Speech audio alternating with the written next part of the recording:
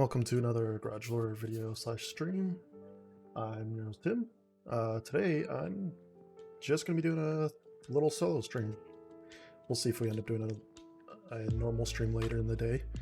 But I decided I'm going to open this new box of booster packs today because this set just came out yesterday. I'm going to try doing something I haven't done before with booster box, and that is trying to build a full deck using only cards from the box. Normally I would, build a deck from my collection of cards and whatever, and buy individual cards that I need, but I figured let's try something different once. There's a format of Magic called Sealed, where you would build a small deck from 6-packs. But I'm going to try something where there's a format that I play, that a lot of people play actually. It's probably one of the most popular formats, called Commander, where you're only allowed one copy of any card in the deck. And then it's also 100 cards instead of like a sealed where it's like minimum 40. Right, they've got these things called box toppers on the set, which they do occasionally. It's also let's see if we can get it. There's also some Jurassic Park stuff in this for some reason, because they're like, hey, this is a dinosaur. There's dinosaurs and stuff in the set, so let's have Jurassic Park stuff, a Jurassic Park tie-in, or Jurassic World technically, whatever. So there is a Jeff Goldblum card for that, which is weird.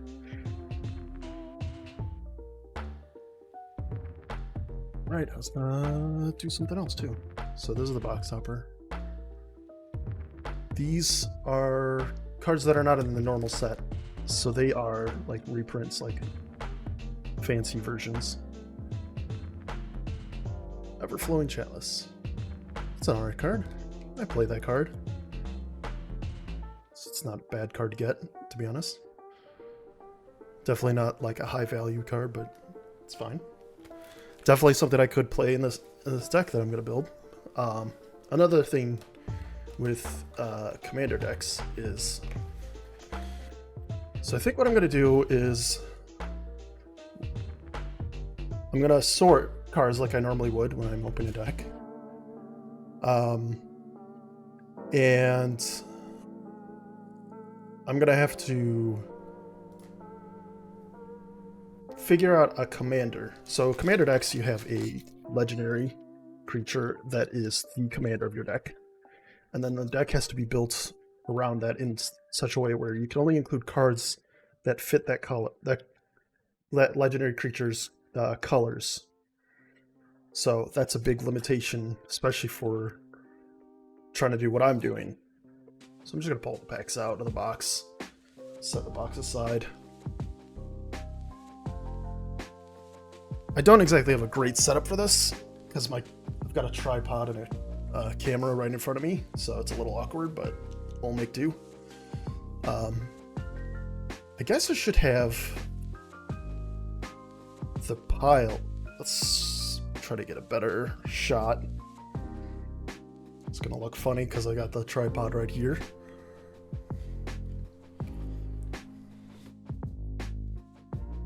Zoom down a little.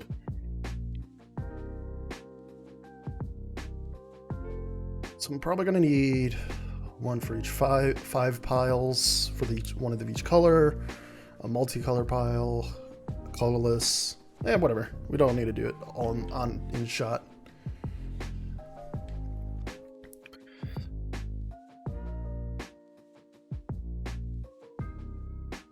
So I wasn't like, when this set was announced, I wasn't like, it's a little awkward trying to open when my arms are outstretched in front of me. I wasn't like super excited about it. I wasn't like, not interested, but it was like, this is a return to a place that they've done they've done 2 sets in a place called Ixalan. They did that 2018, something like that. So they got an art card, which these are neat, but like there's one in every pack, so you end up with so many of them. And here's a token, which I guess this is a Jurassic Park token. Never seen that ad on the back. It's different for once. So this is... I think what we'll do is I'll go through the cards one at a time a little bit, and then we'll sort of speed things up as we go along. Okay, so this is a legendary creature, so this is a possibility for the deck I could build. So I'm actually going to set these in a separate pile, just so it's easier.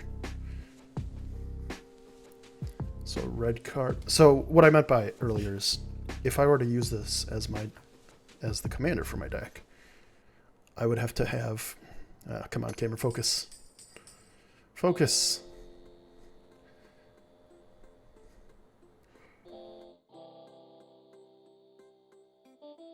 So I would have to build a deck with these two only using cards of those 2 colors. So, for example, I could not include this card because it's a red. So that really restricts how you build your deck. And people like to do all sorts of stuff with commander decks, like like just all sorts of themes and whatnot. And I have like I counted recently, and I'm somewhere in like 50 or something decks, which is quite a lot. I'm trying to find the focus on this.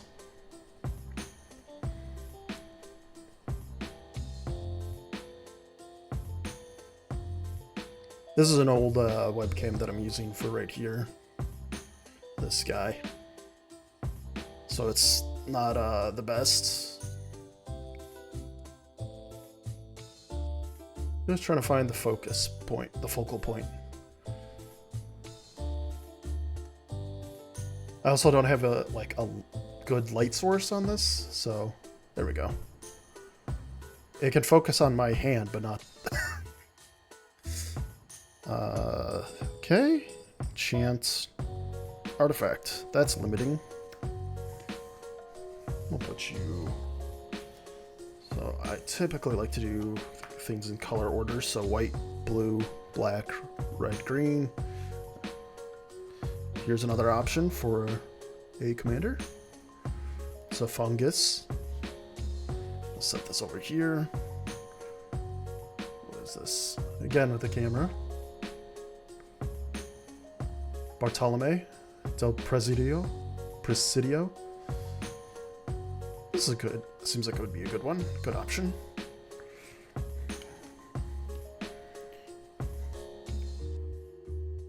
Deep Gnome, Goblin Skull Talker.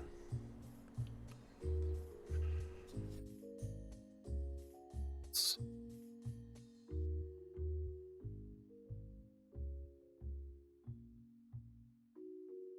is by no means going to be a powerful deck compared to any of the other sort of decks I build, but that's what happens when you limit yourself to just cards you open from packs like this. From one set. Cave. Set you over here.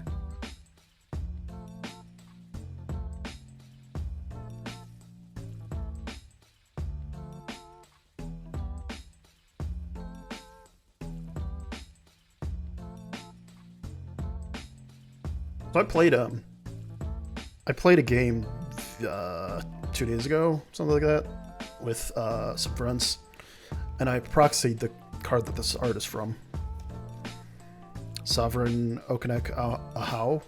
So really ended up being a powerful card, as I expected. We'll see if I open it. It's just an ad, which I don't get why they do these, but whatever.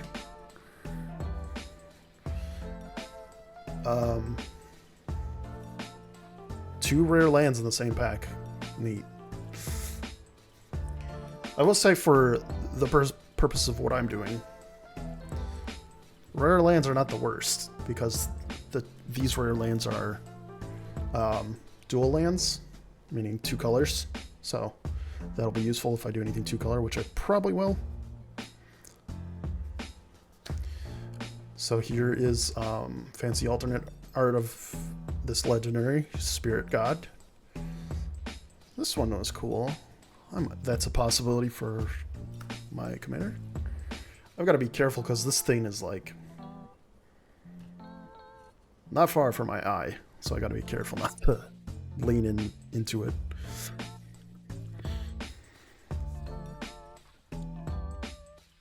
Not gotten any green cards? I guess, okay, this is definitely a good one if I do black.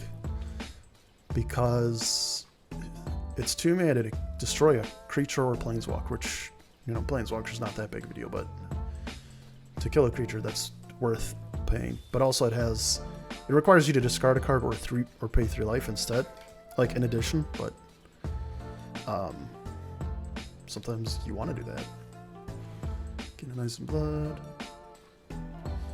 So as I was saying earlier, it's like I was not super excited about the set when that was first announced, like I don't know, a year ago, whenever it was, because I was like, I liked the original. It had some cool stuff in it, but it wasn't like my favorite thing.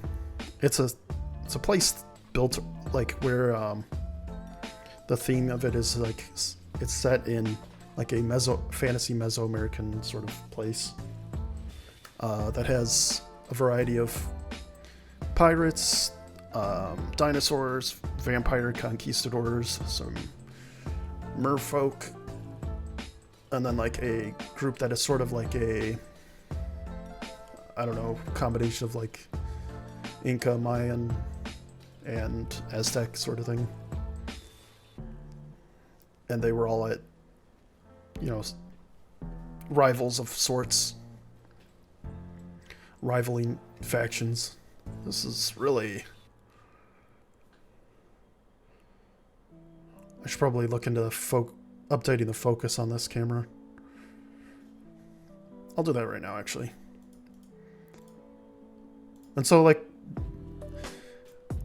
there's some cool cards in the set, but overall, like, it just wasn't my favorite thing. And everything I've heard from people who play competitively is like there wasn't a lot of powerful cards or anything, so it didn't really make much of a splash anywhere. Let's see if I can adjust focus.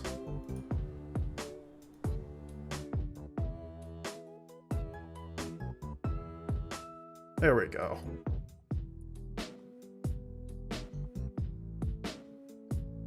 So, as someone who does not play competitively, I don't really care about that aspect, but you still want strong cards, which there were. There definitely is a number of them. But, I don't know, it just didn't really... Like, when they said they were coming back, it was like, it's gonna be more of the same sort of stuff, but everything I've seen so far, everything they showed off as far as the actual cards in the set, it actually looks like there's a lot of cool stuff for all sorts of people who play the game. Copy token, always useful. What is this? Artifact. So foils are going to be a little awkward with focus, I'm sure. Craft. So crafting is a new thing. It requires you to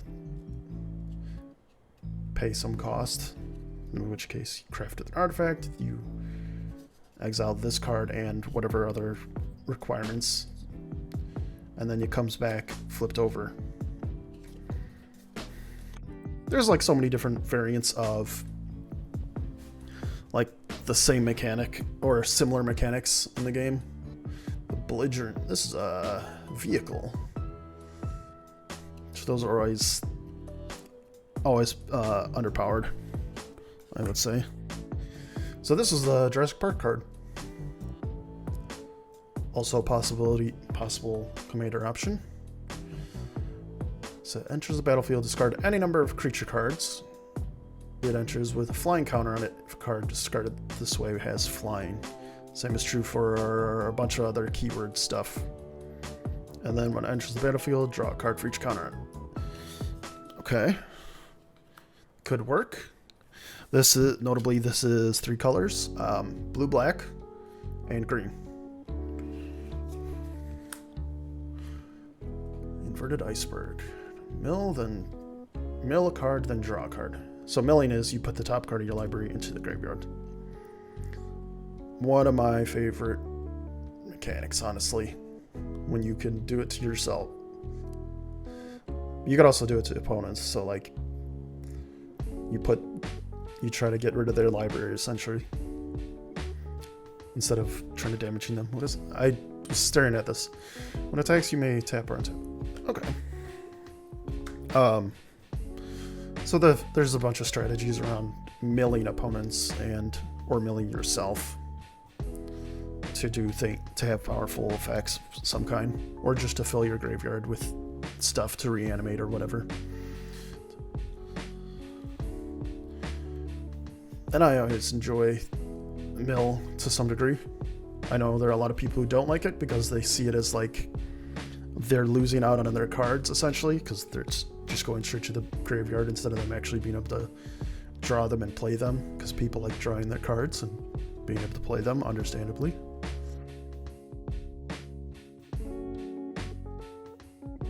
End step, if you descend to this turn, create a 1/1 black. So descend is like if a permanent card was put into your graveyard from anywhere. So if a creature died, if you discarded, if you milled, whatever. So that's useful. So I'm definitely liking the look of that Indominus Rex alpha as an option. For one, it uses a lot of the mechanics of the set. But also, it's 3 colors. Which, 3 colors in this situation is especially useful.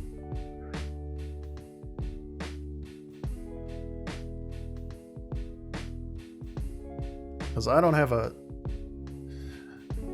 Because the more colors I have, the more options I have for building this. What is this card? Oh, is the J silent? How's the J silent pronounced in this sort of Ojer Pakpatik? I think this is like some serpent god thing. A gnome, which for some reason in Magic the Gathering gnomes are like little robot guys. I don't know why. Breaches. Here we go. Here's a legendary, but it's only red, so probably not this guy. It could be in one of the decks, in the whatever deck I build. Earthshaker Dreadmaw. Earthshaker Dreadmaw. Where'd that card go? Enters the battlefield. Draw a card for each other dinosaur you control. So there was this meme. Colossal Dreadmaw. There's a card back in the original Ixalan called Colossal Dreadmaw, which was essentially the same thing, but it didn't have that line of text. So it's just trample, and it had 6 power, 6 toughness, and then the same cost. And it became a meme because they put it in like 4 or 5 sets in a row, which was weird and unusual. So it became a meme, and they're like, oh, nothing beats Colossal Dreadmaw. It's the best card ever. And I mean, it's not bad for what it does for just being a big creature. Like in limited formats like sealed or draft, where you're only playing from the cards that you get from booster packs. So what is this again? 1/1 flying lifelink. Okay, not bad. Good start. Beginning of your end step, if you descend to this turn, scry 1. Scrying is you get to look at the top of your library, and then you put that card back on top or on the bottom. So helps you fix your draws, as it were. And this one is exile a card from an opponent's hand until this leaves the battlefield. Okay. Just battlefield, create a treasure token. Treasure is just like, it's a temporary, it's a little, make an artifact that you sacrifice to get yourself 1 mana. So, buried treasure, see, treasure tokens have that line of text. Exile this from your graveyard, discover 5. Discover is a new mechanic where you reveal cards from the top of your library until you hit something that has the mana cost of, in this case, 5 or less, and then you can cast that card for free. So it's a fun random mechanic that is based off a previous version of it called Cascade, which was similar, but turned out to be pretty strong in a lot of competitive formats and just everywhere for that matter. But chance you may melt 2 cards and return 2 creatures from your hand to you. Okay, that's pretty good. For if I go with that Dominus Rex, what is this? Oh, it's a Plains. Okay, what is this? Join the Dead. Target creature gets -5/-5. That creature is -10/-10 until end of turn. There are 4 or more permanent cards in your graveyard. Okay. I thought this was an ad for a second. But this is one of the fancier full art lands.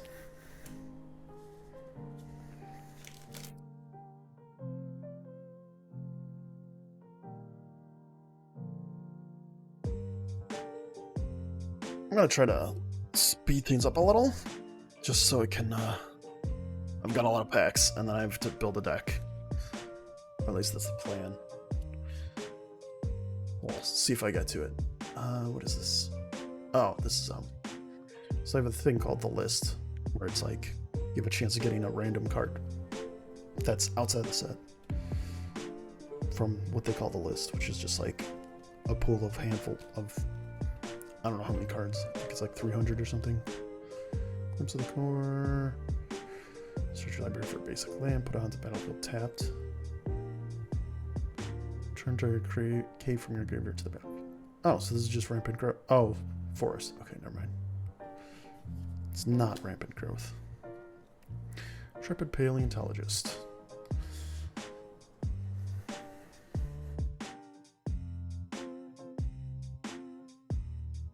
I cast dinosaur creature spells from among cards you own exiled with this. If you cast a spell this way, that creature enters the battlefield with a finality counter on it. Okay. Idol of the Deep King. Oh, I saw one of those. Melamet. Battle Glyph. Choose target creature you control and target creature you don't control. If the creature you control enter the battlefield this turn, put +1/+1 counter on it. Then those creatures fight each other. So they just deal damage to each other equal to their power. The end of combat. At the beginning of combat on your turn, target creature you control gets +2/+0, gains vigilance. Okay. Oh, this is a card I was looking for one of my decks. For a cat deck I was playing. Opponents can't cast spells during your turn. Pretty good. Whenever one or more creatures you control Whenever one or more creatures you control, each with power greater than its base power, so notably this is their base power and toughness, power on the left, toughness on the right. If its power is greater than its base power, then and it deals combat damage to a player, draw a card. So that's a possibility as a card. I don't think I'm going to go with that, to be honest. I'm like, 3 colors is like, getting a 3-color card is probably the best I can do right now.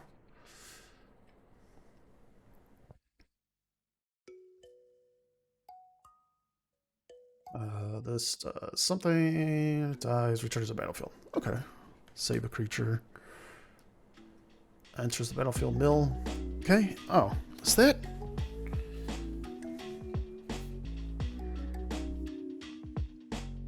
Okay, so reach is one of them. So it'll work with this spider. The spider has reach, so it'll give that guy reach if I discarded that. Child of Volcano. Okay, just kind of grows every turn. and then a cave.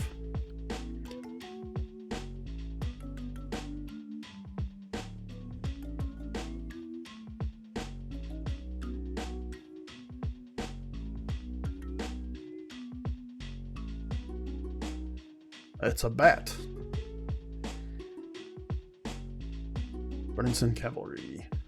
Attacks or blocks while you control a dinosaur. Gets +1/+1. Okay. Skullport Nexus. 6 green. Legendary artifact. This spell costs X less, where X is the greatest power among creatures you control. Okay. Whenever one or more non-token creature you control die, create a green fungus dinosaur. Base power toughness each equal to the total power of those creatures, and then you can double target creature's power until end of turn. Okay, yeah. This is some fancy art.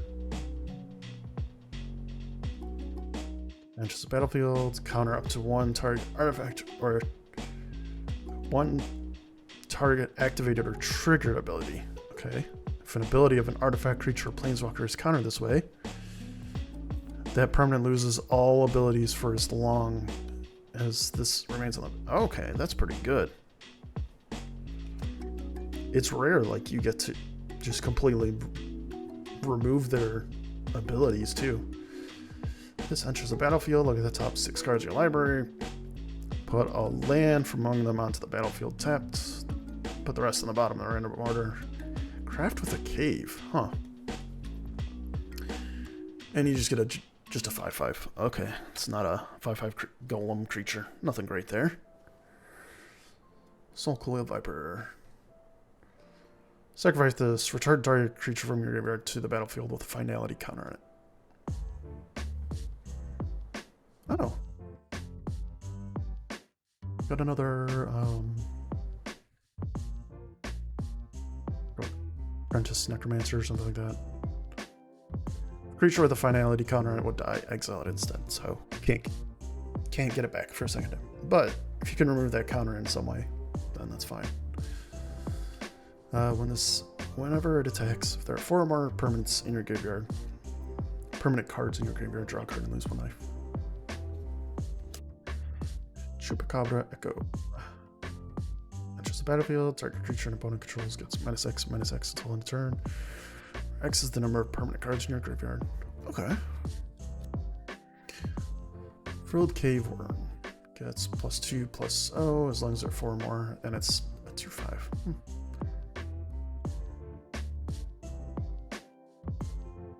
Quicksand Whirlpool. I love this art. It's just a guy sinking in quicksand. One of them vampire conquistadors. Not like a great card by any means, but still. Song of Stupefaction. Enchant creature or vehicle.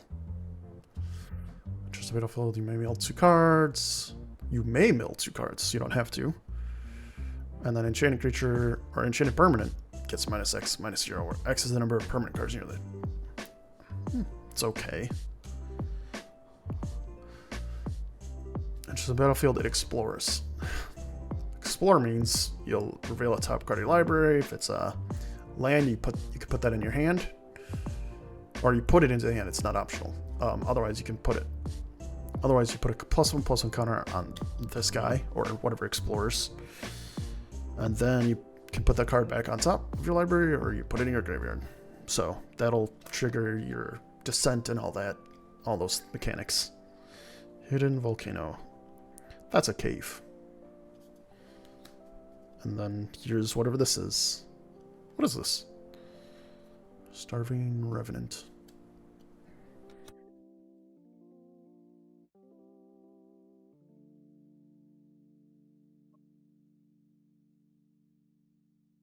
Yep.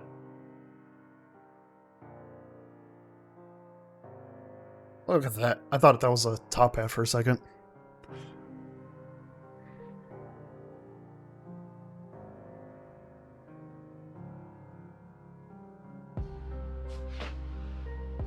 Pathfinding Axejaw. When it enters the battlefield, explore. Nothing exciting there. Get Lost. This is a card I like. This is just a good, solid card. Destroy target creature, enchantment, or planeswalker for 2 mana. And it's an instant. That's very good. Good rates for that ability, for that effect. But the controller creates 2 map tokens, which... Do I have one of those? Map token, it explains there, but 1 mana tap. Sacrifice this artifact. Target creature you control explores. So, which, you know, could be useful, but it's not like a big downside for them. Or for you, rather, I should say. Tap, mill a card. Alright. Craft with an island. Okay, so you're exiling your own island. Yet you control, or an island in your graveyard. And then you can transform this into a gondola. Okay. Can't be blocked as long as there are 8 or more permanent cards in your graveyard. Okay. Weird card. Malamet's War Scribe. Enters the battlefield, creatures you control get +2/+1 until end turn. 5 mana. Nah. Return target creature with mana value 3 less from your graveyard to the battlefield tapped. That's pretty good. 1 mana to have that effect. Done this. Artifacts your opponent's control enter the battlefield tapped. Sacrifice this, destroy each artifact with mana value X. So whatever X you're paying into, so you have to pay. You choose the number and then you pay twice that number, I guess. So, Pistol Gorestalker enters the battlefield. Each player sacrifices 2 creatures. Okay. Malamet Brawler. Whenever it attacks, target attacking creature gains trample until end of turn. Enters the battlefield, put a +1/+1 counter on target creature. Iron Paw Sprint. It's a cat with a giant spike club.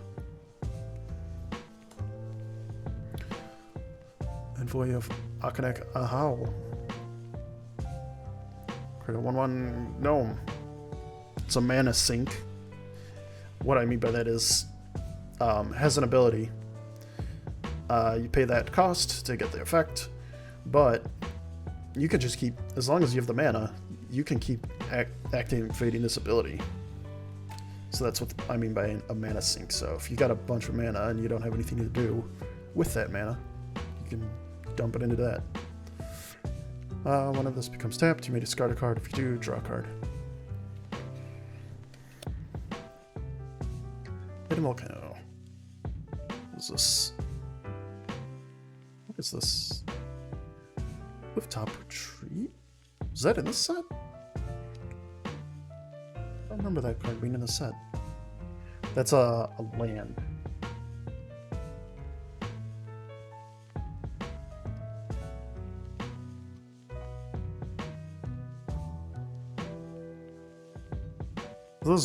This is a blank card. This is so you can have do I have one right here? Here we go.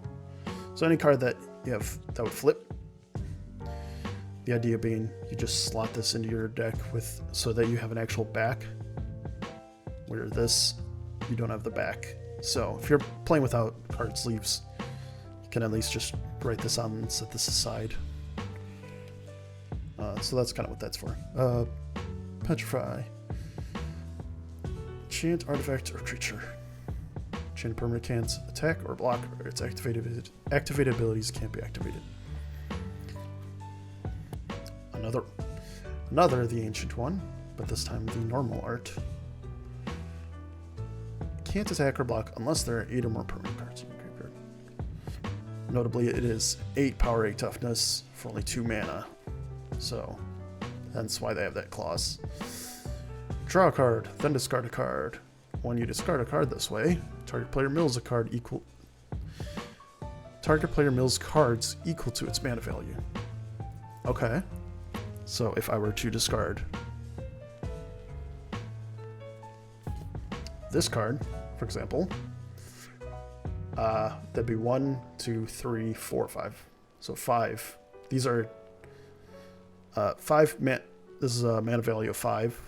So you'd have to mill 5 cards, which, you know, it's not a lot, but it's something.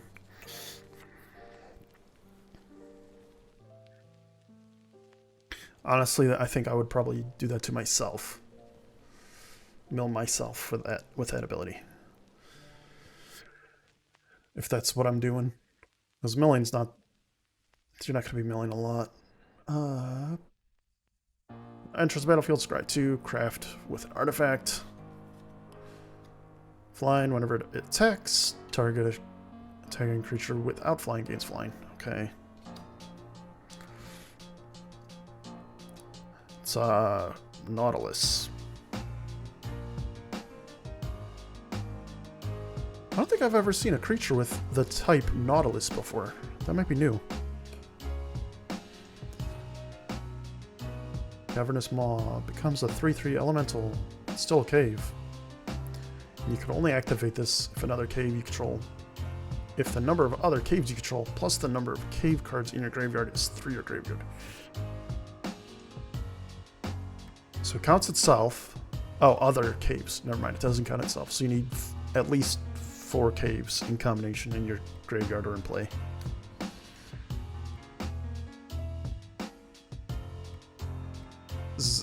Is it pronounced Ukbenbach or Ukbenbach? I'm not sure. The great mistake. Vengeance. Vigilance. Vengeance. Vigilance and Menace. Menace means it can't be blocked by... It requires 2 or more creatures to block it. Vigilance means you don't... When you attack, you normally have to tap it to attack, which means you can't block or activate other abilities. But with Vigilance, you can attack and you don't have to tap. Menace. Yeah, I already mentioned. Explain Menace. Return this to the battlefield. Return this from your graveyard to the battlefield with a finality counter on it.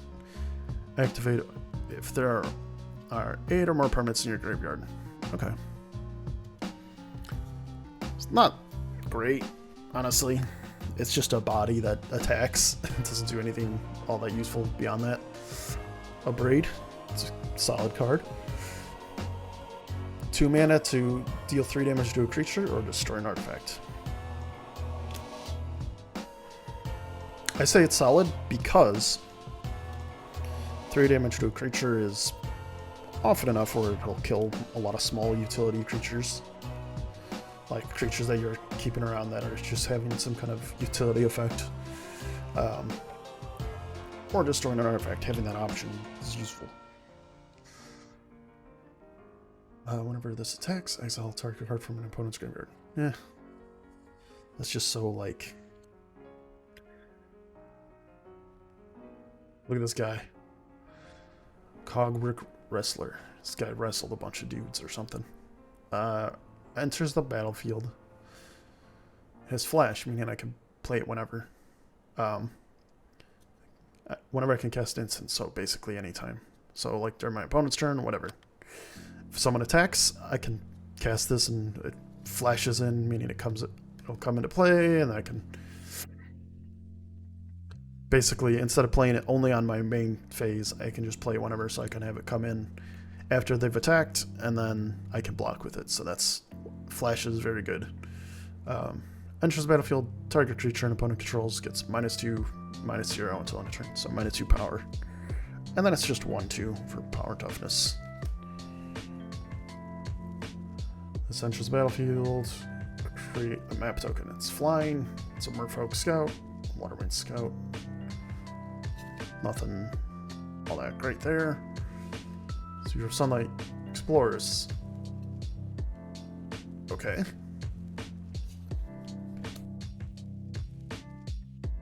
Promising Vein. Search your library for basic land, put it onto the battlefield tapped, then shuffle. Pay 1 mana, tap, sacrifice. This could be useful for... I think this will be useful for me. So if I do 3 colors, that means that'll let me fix my lands, because trying to get the colors you need is always going to be important.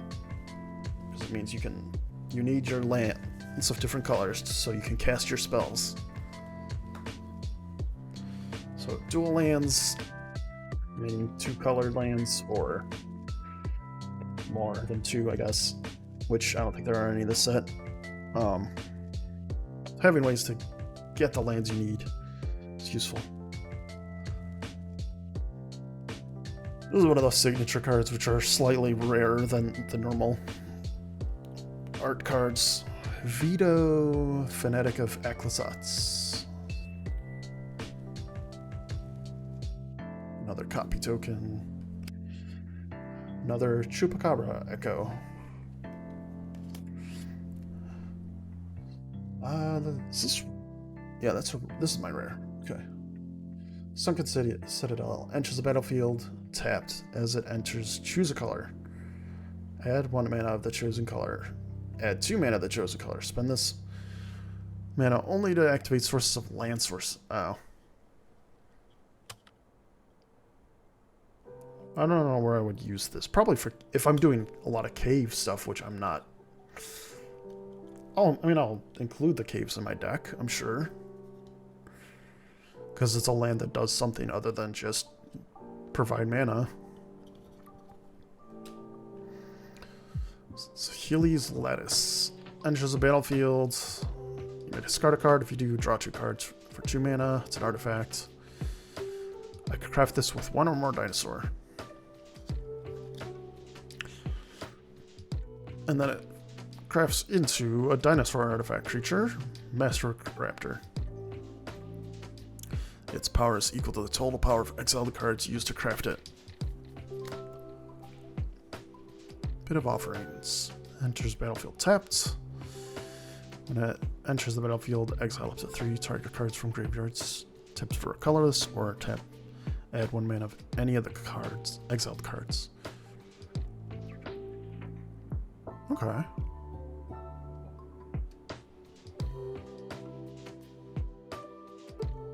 So you could theoretically get 3 cards of 3 different colors and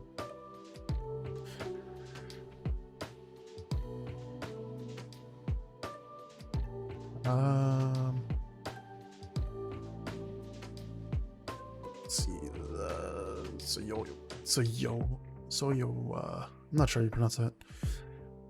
It's a Goblin Warlock 2/2. At the beginning of your end step, if you descended this turn, each opponent may discard a card or sacrifice a permanent. And then this deals 3 damage to each opponent who didn't. Okay, that's pretty cool. This is a weird looking goblin. They made the goblins look weird for this set, or at least the underground ones. Speaking of which, Zoyowa's Justice. The owner of target artifact or creature with mana value 1 or greater shuffles it into their library. Then that player discovers X, where X is the mana value. Okay.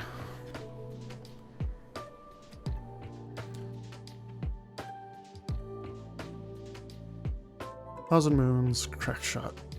When this attacks, you may pay 2 mana white. When you do, tap target creature. River Herald Guide, Vigilance, enters the battlefield, explore. Miner's Guidewing. When this dies, target creature you control explores. Rockblade, Rock Slide. Deals damage to target creature equal to the number of lands you control for 4 mana. That's not going to be a lot. 4 mana to kill a thing. This enters the battlefield, create a map. Map token. Oh, and then a swamp. I keep seeing these and thinking it's an ad, because it is like a little different looking than it.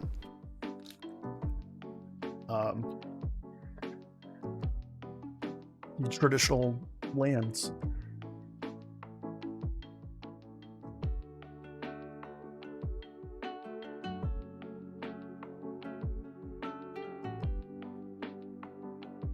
What is going on here? This is like some Overwatch or World of Warcraft-esque art. Masterworks Manufacturer. I wonder if this artist has done any video game art. Rick's Mahdi Dungeon Palace. So yeah, this is a list card, so it's not originally from this set. Each player discards a card. Activate this only anytime you could cast a sorcery. Primordial. Excuse me. Primordial Gnar. When this dies, discover 3. Here's my rare. Bringer of the Last Gift. This card was cool. I like this card. When it enters the battlefield, if you cast it, each player sacrifices all other creatures they control. Then each player returns all creatures from their graveyard that weren't put there this way to the battlefield. So this is there's a card called Living Death? Yeah, Living Death. That was like a sorcery version of this. It's a really cool card. They put it on a creature this time. Life finds a way. It's like that famous line from Jurassic Park. Whenever a non-token creature with power 4 or greater enters the battlefield under your control, populate. It's enchantment for 3 mana that lets you... That's pretty good. So populate means you create a token that's a copy of a creature token you control. So if I have any creature tokens, which I don't know if I will, if I go with that Indominus Rex. I don't know if I'll have... Wait, okay, so what is this? Add 1 mana, craft with 1 or more, 5 mana, and it costs 3. And then becomes a bird construct. Its power and toughness are each equal to the number of colors among the exiled cards used to craft it. For each color among the exiled cards used to craft it, add 1 mana. Oh, okay. Maybe it isn't that bad, actually.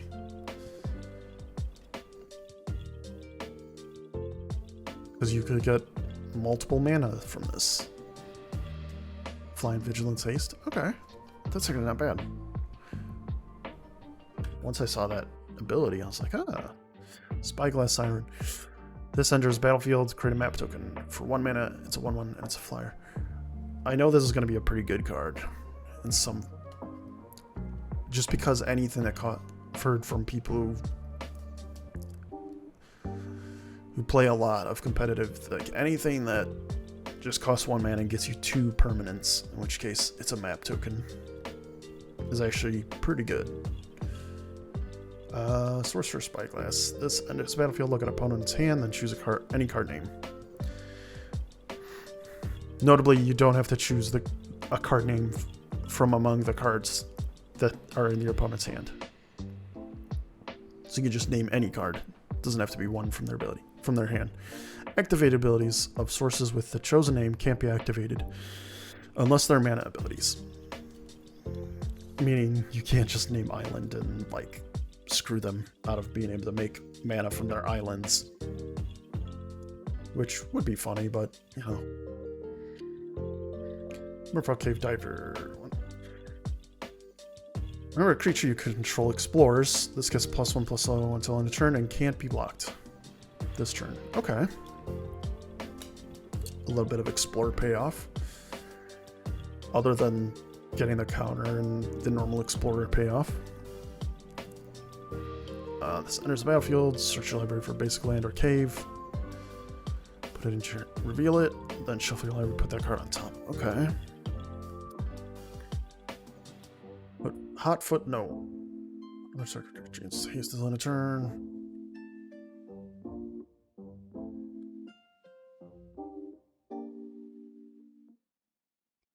Just battlefield, create 2 1/1 gnomes. Sacrifice this, gain 3 life. Voltec Archaeologist. Enters the battlefield, choose 1, return target artifact from graveyard to your hand, scry 3. Foil. Yeah, that's foil. Foil Swamp. Not a lot of basics. I guess they don't have basics in each pack. Some sets have like that, but not all.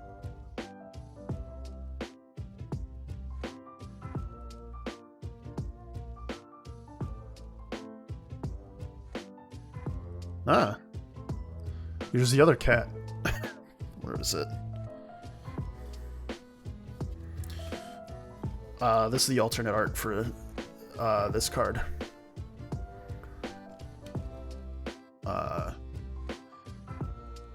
As you can see by the name, Pig Hands. That's a good artist name. They're just using Courage and Crisis. +1/+1 counter on target creature, then proliferate. That's whatever. Whenever a creature you control attacks alone, it gains Death Touch and Lifelink until end of turn. Put a Dread counter on this. Then if there are 3 or more Dread counters on it, transform. Okay, what does it transform into? Shadow's Lair. Remove a Dread counter from this. You draw a card and lose 1 life. So it'll at most have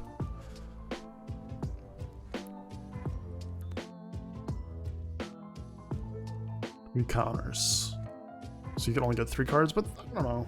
4 mana to draw 3 cards, while also giving that creature Death Touch and Lifelink. It's not the best, but it could be useful. Go to Stampede turn. 8 mana for a 12/12 trample. Enters the battlefield, put any number of creature cards from your hand onto the battlefield. This is a very good card. Watley. Or Watley, I think? Watley, Poet of Unity. When this enters the battlefield, search your library for a basic land, reveal it, put it in your hand, then shuffle. Exile Watley, then return her to the battlefield, transformed under her owner's control. Oh boy, Saga. So you every turn at the start of your turn, or after your draw step, you do step 1, then the next turn, step 2, next turn, step 3, etc. Create 2 3/3 green dinosaur creature tokens. And then for chapter 2, Roar of the fifth people gain creatures you control have tap to add a red, a green, or a white mana. And then chapter 3, search your library for a dinosaur, put it in your hand. Chapter 4, dinosaurs you control gain double strike and trample in a turn until end of turn. Okay. I don't think I'm gonna use that one for this deck. I don't think I'm gonna use that as the commander, because I've been seeing a ton of like. It's 3 colors, so the way the coloring works is, so this card is only green, but it has this ability that's red and white. So it's considered red, white, and green in terms of its color identity. So I can include cards from those colors in a deck if I use that as the commander. Lodestone Needle. Enters the battlefield, tap up to 1 target creature or artifact. Put 2 stun counters on it. Then craft with artifact. Target creature you control explores. So stun counters basically means if that creature were to untap, instead you remove a stun counter from it. Sacrifice this, destroy target non-basic land an opponent controls, then that player searches their library. That player may search their library for a basic land card. Put it onto the battlefield, then shuffle. You create a treasure.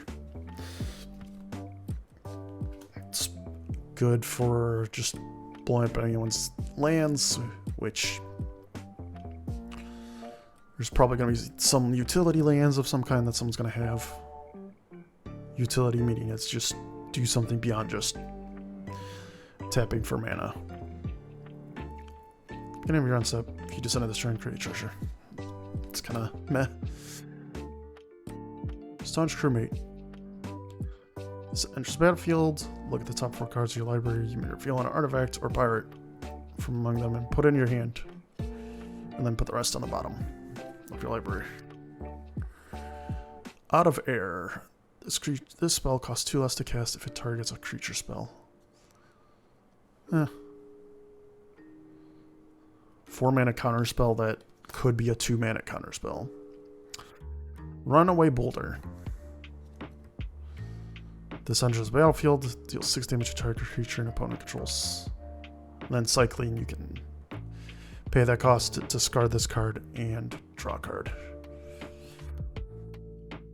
This is a limit. That's a limited card for sure. Attacks while you control. Whenever it attacks while you control 2 or more artifacts. That's a weird.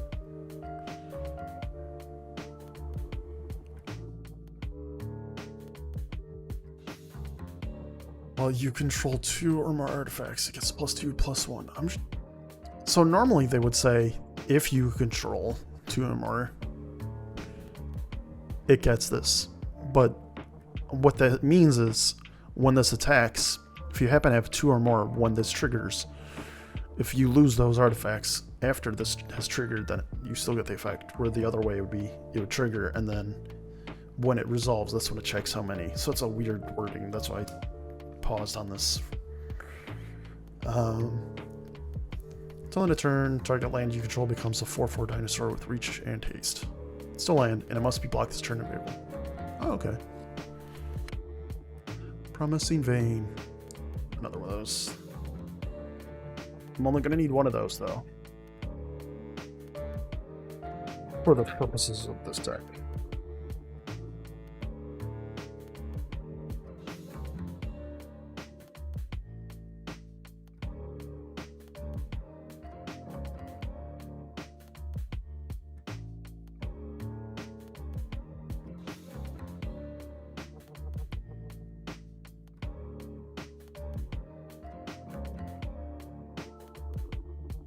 Vampire Demon.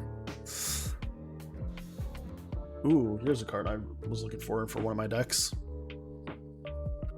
And actually would work in this deck if I go with that Indominus Rex. 2 black. Fathomless Descent. All creatures get -X until end of turn, where X is the number of permanent cards in your graveyard. Definitely would work with this deck, with this dinosaur deck, this Indominus Rex. Brass's Tunnel Grinder. When this enters the battlefield, discard any number of cards, then draw that many cards, +1. And then at the beginning of your end step, if you descend this turn, put a boar counter on this.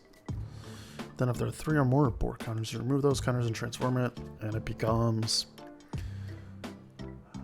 Tekutlan, the Searing Rift. Taps for red. Whenever you cast a permanent spell using mana produced by this, discover X for X. This is a cool card. I don't know where I would put this, which deck I would put it in, but I definitely have multiple options to put this in the deck. I don't think I have any good options for red for this, other than that Watley. But I don't know. We'll see. Akal. First among the equals. At the beginning of each player's end step, if an artifact enters the battlefield under your control this turn, look at the top 2 cards of your library, put one into your hand and the other into your graveyard.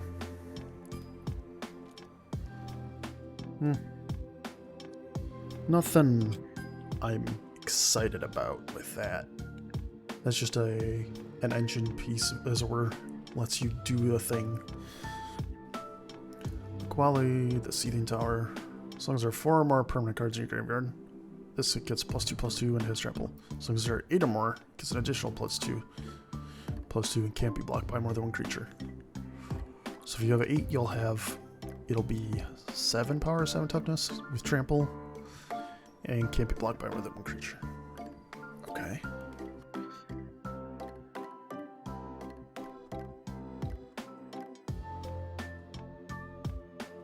Threadmore's Ire. Until end of turn, target attacking creature gets +2/+2 and gains trample. And whenever this creature deals combat damage to a player, destroy target artifact that player controls. Oh, combat trick that could be used to destroy an artifact as well. It's Queenth? Firstborn of Gishath. When this enters the battlefield, you may pay 2 mana. When you do, target dinosaur you control deals damage equal to its power to another target creature. Okay. Earthshaker Dreadmaw, here we go. This enters the battlefield, draw a card for each other dinosaur you control. That's our Colossal Dreadmaw replacement. Glorifier of Suffering. Glorifier of Suffering enters the battlefield. You may sacrifice another creature or artifact. When you do, put a +1/+1 counter on each of up to 2 targets. So one of these. It just says Explore. Nothing fancy there. Petrified. Right, seen that one. Over the edge. Destroy artifact or enchantment. Target creature you control explores, then explores again. That's not bad, I guess.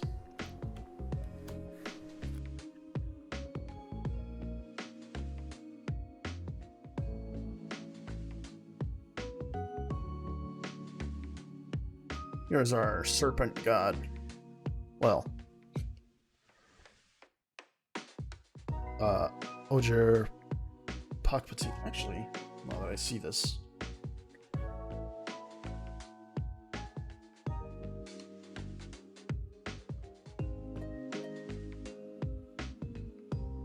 Yeah, same card. I figured.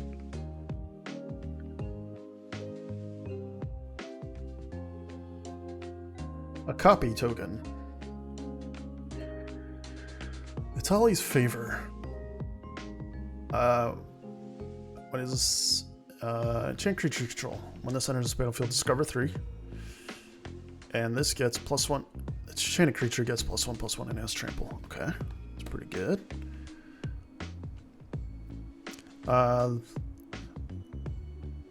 This is dual land. So something interesting about the art for these is the art depicts the creature that it will transfer, that it could become. So in this case, it's a 2/3 white and blue bird. So hence the land looks like a bird. And that's whenever this attacks, create a map. Okay, it's actually not bad. Let's see if I can find another one of these. Cards are sliding off. Almost dropped one.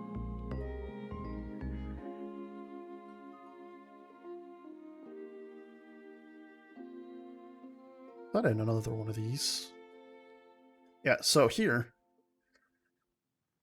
this becomes a llama. As you can see by the fields, it depicts a llama's head. Restless Ridge becomes a dinosaur. This is the head right here. This is what do they call it? Ankylosaurus or something. That was a neat little thing they did with the art for those. What is this? Oh, right, this thing. Craft with a cave, and then it becomes just a generic little dude. Well, big dude, but just generic. Can't be blocked by, except by 3 or more creatures. Super Menace. Dusk Rose Reliquary. 1 mana. As an additional cost to cast the spell, sacrifice an artifact or creature. Has Ward 2, meaning if you want to target this spell, or this artifact, with a spell, or an ability, you have to, you counter it unless you pay that cost. Or specifically an opponent that does it. So when this enters the battlefield, exile target artifact or creature an opponent controls until this leaves the battlefield. This is pretty good. Solid piece of removal. Bloodthorn Flail. This I think I'm gonna put this in. I think I'm gonna go with that dinosaur, and then this will go in the deck. 1 mana for an equipment. Gets +2/+1. Nothing crazy there. Pay 3 mana to equip. That's not great, but you can discard a card to do it instead. So has upside. Discarding a card is not always good, but in the case of trying to get descent effects, just good. This descend, notably different from descent.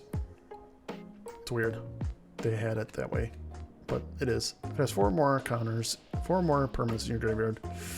Put a +1/+1 counter on target creature when this attacks. It's a 5/4 for 5 mana. And has trample.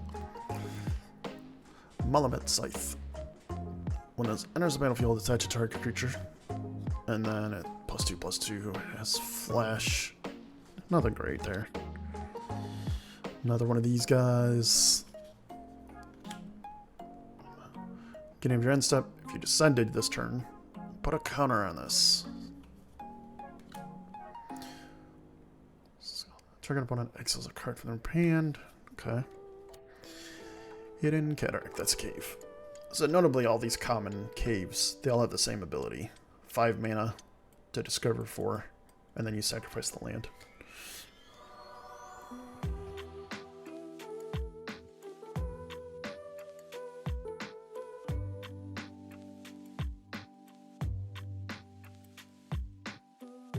There we go. We got the big one. We finally did it. We got a map token. Rampaging Ceratops. Another one of those guys. The Enigma Jewel. When this 1 mana. When this enters the battlefield. This enters the battlefield tapped. Okay. Tapped, add 2 colorless. That's what that weird little diamond symbol means. Spend this only to activate abilities. Okay. I can find uses. Craft with 4 or more non-land. 4 or more non-lands with activated abilities. Pay 8 and a blue to do that. Plus 4 or more non-land cards. Okay, and what do I get? Locus of Enlightenment has each activated ability of the exiled cards used to craft it. You may activate each of those abilities only once each turn. Okay? When you activate an ability that isn't a mana ability, copy it.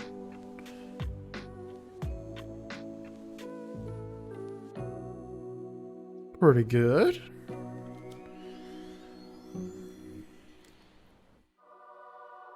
Whenever a player casts a spell, if it's not their turn, this deals 4 damage. Love a good Punisher card. Punisher meaning like they do something, your opponent does something, and they get punished in some way.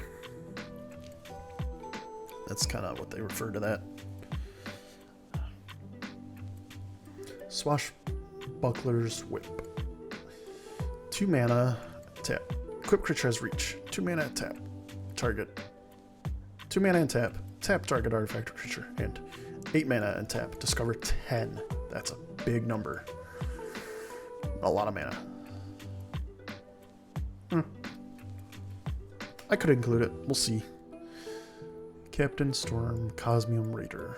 Whenever an artifact enters the battlefield under your control, put a +1/+1 counter on target player you control. Okay. Hoverstone Pilgrim. 5 mana, 2/5 flying, ward 2. Put target card from a graveyard on the bottom of its owner's library. Yeah. Tectonic Blizzard deals 1 damage to each opponent and each creature you control. Primordial Gnar. And dies, discover 3.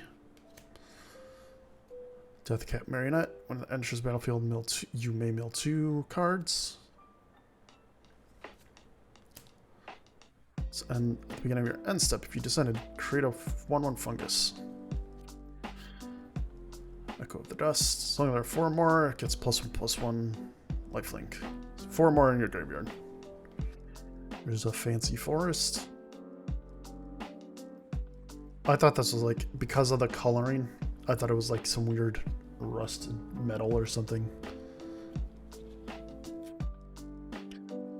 Here's the art of Gashath, or not Gashath, Galta. Gashath is in this set. There's a card called Gashath. It's a very cool magic card.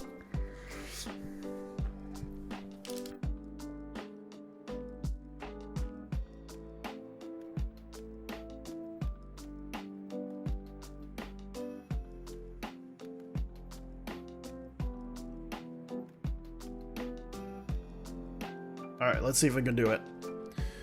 So this card, Bloodletter of Ixalan, is a cool magic card.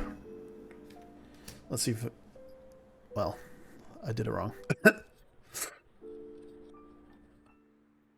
That's an ad. I was just wondering if I could if it happens to be in this pack. This gets +2/+0. Oh, that's garbage card. Whenever this attacks the player with the most life or tied for the most life, I create a 1/1 vampire, white vampire creature token with lifelink. And whenever this attacks while I have the most life or tied for the most life, I draw a card and lose life. Okay. Here we go. Here's our snake god. Whenever you cast an instant spell from your hand, it gains rebound. When this dies, return it to the battlefield tapped and transform under its owner's control with 3 time counters on it. Tap. Add 1 blue, remove a time counter from it, and then I can pay 3 mana to transform this, and I can only activate this if it has no time counters in it. So, rebound, if I remember correctly, means when you cast a instant or sorcery, it gets exiled. And then at the beginning of your next upkeep, you can cast it for free. So you basically get it twice. But you cast it once and then it casts again the next turn. It's a very good ability. When this enters the battlefield, mill a card, then draw a card, and this becomes, right, the Iceberg Titan. Hurl into history. Counter target artifact or creature spell. That's so much mana. 5 mana for this, for a counter spell. Discover X, where X is that spell mana value. I can tell you that's going to be a dead card most of the time, meaning you're not going to be able to play it. 3 mana instant. Look at the top 4 cards of your library. Put one of them into your hand and the rest in the graveyard. And then counter target spell, or counter target spell unless it's a controller, pays 4 mana. This is probably a better counter spell. This is a funny card. Eaten by Piranhas for 1 and a blue. Enchantment aura. Enchant creature. Flash. Enchanted creature loses all abilities and is a black skeleton with base power down to 1/1. It's funny because if this card goes away, it's no longer a skeleton. They're no longer eaten by Piranhas. They get their skin back. Like, flavor-wise, it's funny. That's what I mean. Goblin Tomb Raider. As long as you control an artifact, it gets +1/+1 and +1/+0 in haste. And it's a 1/2. These 1 mana creatures are getting stronger. When this enters the battlefield, create a treasure. Back in my day, 1 mana for 1/1 creature. That's what you got. And that was it. Buried treasure. Saw this card already. Does a thing. Screaming Phantom. It's a spirit. 2/2 flying. When it attacks, you mill a card. And then we've got sacrifice this cave to put 2 counters on a creature. That's a lot of mana to do that, though.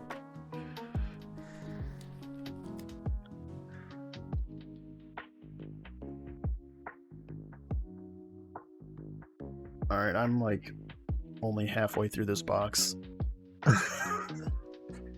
We'll see if I get to the deck building part. I'm getting sleepy.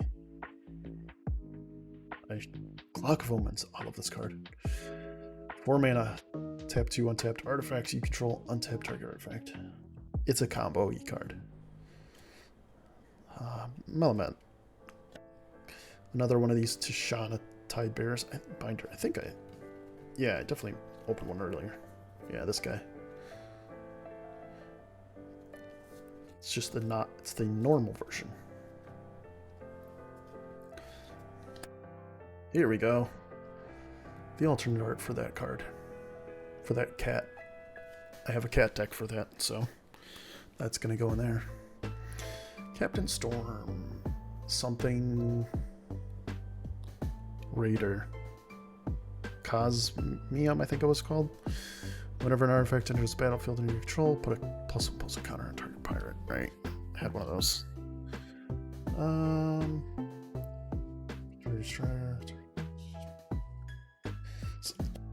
Sometimes I have to look. Let's see if I have other caves you control. I have tap, pay, 1 life, add 1 mana. Okay. Fix your lands. Get whatever color whatever colors you need.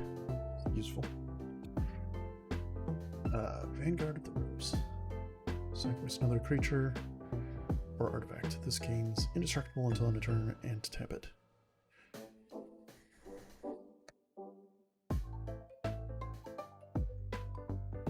Bitter Triumph.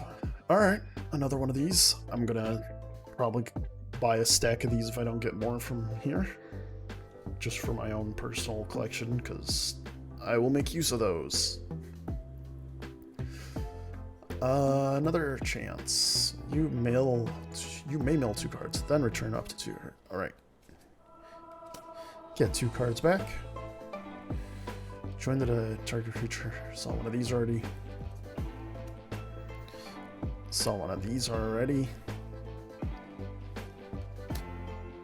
This would work with the Indomitable Rex, actually.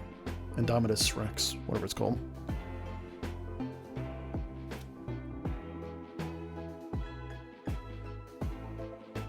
Like, should the creature die, I can,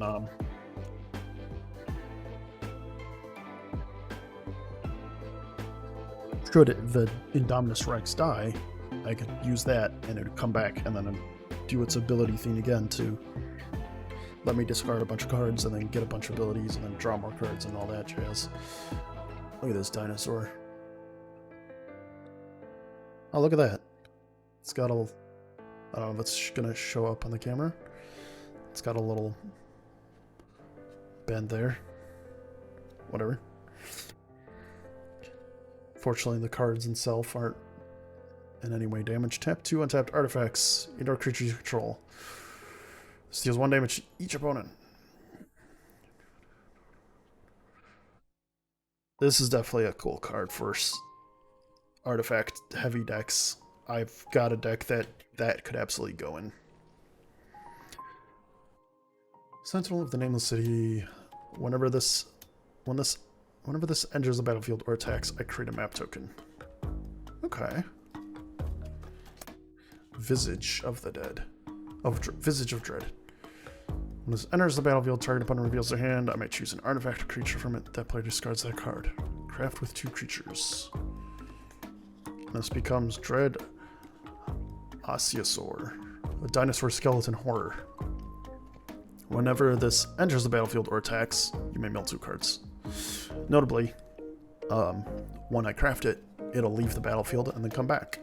So it'll enter the battlefield.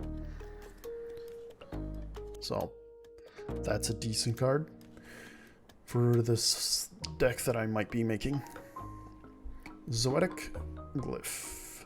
Enchant artifact is a golem with base power, toughness 5/4 until in addition to other type. When this is put into a graveyard from the battlefield, discover 3. Akawali. The Seething Tower, that was that other guy I got earlier. Synapse Necromage. Yeah. This dies, create 2 fungi. During discovery, up to 3 target creatures can't block this turn. And then you discover 4.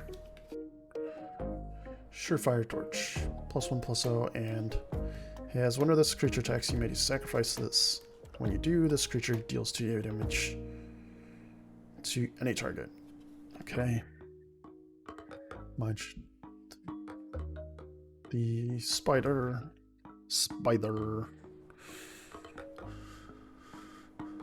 Child of the Volcano. At the beginning of your end step, If you just end this turn, put a counter on this. So that guy, this worm again, salamander worm.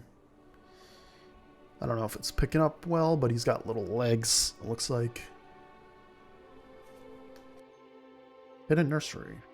Another cave. Amalia Benavides Aguirre. So I understand that's based off of a movie from like the 1970s. Like the Aguirre. I forgot what the movie's called. It's like a Werner Herzog movie or something. I'm not a big, I don't know, classic movie as it were person. This is Resplendent Arcade? It's Resplendent Angel. I love this. The angel style of this for this set. They have all the very brightly colored wings.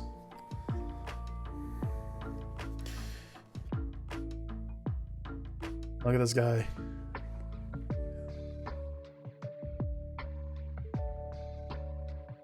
Throne of the Grim Captain. Craft with a... Okay, 2 mana. Legendary artifact. Mill 2. Tap to mill 2 cards. Okay. That's all I do. But craft with a dinosaur, a merfolk, a pirate, and a vampire. And pay 4 mana. And you get the Grim Captain, which has Menace, Trample, Lifelink, Hexproof. Whenever this attacks, each opponent sacrifices a non-land permanent. Then I may put an exiled creature card used to craft this onto the battlefield under my control, tapped and attacking. If I can meet those requirements for the deck, this is absolutely going to go in that. Earthshaker, Dreadmaw, this. Of course. Beginning my end step, if I descend to this turn, put a +1/+1 counter on a creature I control, and then I can sacrifice this with that mana as well, and then make a demon vampire demon. Bartolome del Presidio. We'll call him Bart. Bart the Vampire. All creatures get -2/-2 until end of turn. If a creature an opponent controls would die this turn, exile it instead. Raska Puzzledor. Pay 1, tap, sacrifice this. Look at the top 2 cards of my library, put 1 in my hand, 1 in the graveyard. That's just a good little... I don't know what you would call those sort of cards, but it's just a good little card. Does the thing. Whenever this becomes tapped, you may discard a card if you do draw a card. Braid.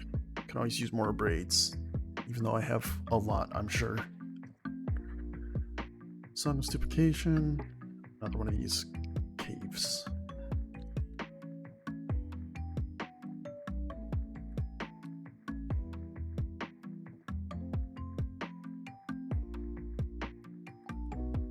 Fortunately, the deck building process is probably going to be simple, because I can just basically, once I choose the commander, I basically cut out all the cards that do not fit into its colors.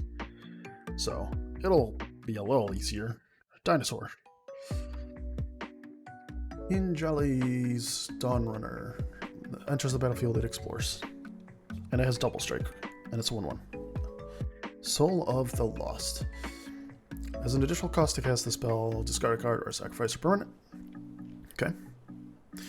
And then this thing's power toughness is equal to the number of permanent cards in my graveyard, and its toughness is equal to the number +1. So this could be very big, but that's all it is. 1 mana for an enchantment. If a creature I control would explore, instead I scry 1, then that creature explores. Okay. And then when this enters the battlefield, target creature I control explores. Okay. And then when a land enters the battlefield under my control, if I control 7 or more lands, transform this. And this lets me tap for green mana. Look at the top 4 cards of my library. I may reveal a creature card from among them, put that in my hand. Put the rest on the bottom of my library. Okay. I think I would totally play this card. Oh, that's an enchantment. Liquor Bat. Ruined Liquor Bat. Deep Cavern Bat. There's another one of these guys. Disruptor, Wander Glyph. Saw that guy already. This little wrestler. This thing enters this Battlefield Explorer. This enters Battlefield Create a Map, which is Explore. Seeker of Sunlight. This explores. Things like to explore. Foil Forest. And I don't know what this is. I didn't even read it. What is this? Oh, mounted. Alright. I guess it's like one of these style of mountains.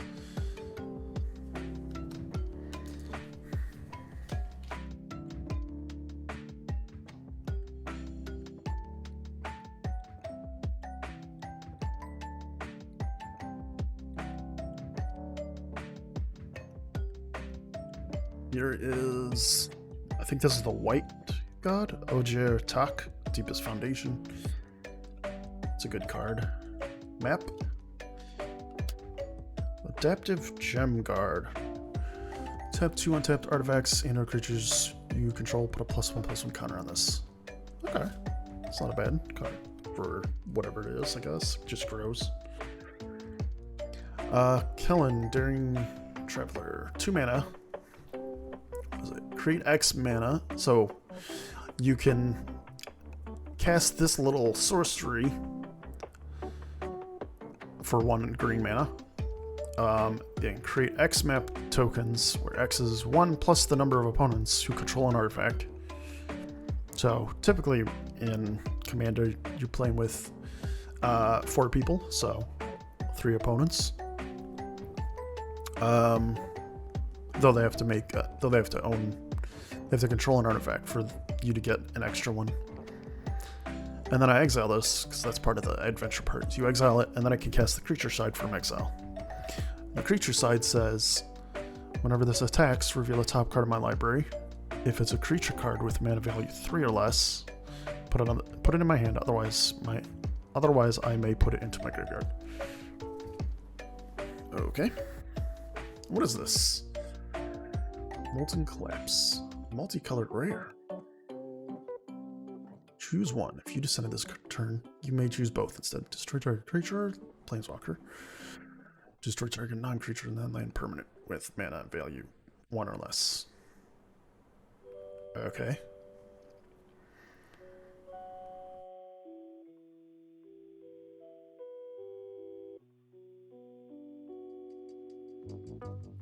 The 1 mana or less for that is like very limiting. When this enters battlefield, each opponent sacrifices a creature, and this transforms with a creature to become. Sorry.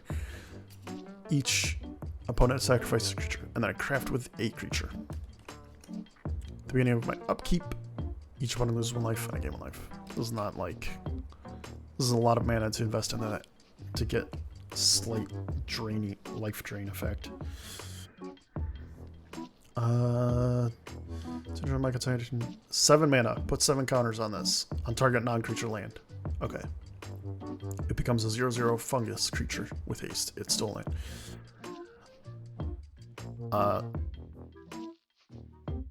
Oh, so it becomes a creature indefinitely. Okay. Explorer's Cache. Center of the battlefield with 2 +1/+1 counters on it. It's an artifact. Whenever a creature I control with a +1/+1 counter on it dies, put a +1/+1 counter on this. And then I can move a counter from this onto target creature. I can only do that as a sorcery, meaning during my main phase. Melamet Battleglyph. This is a fight spell. River Herald Guide. And there's Battlefield Explorer. seen one of these guys before. When it dies, it explores. Deal damage equal to the number of lands.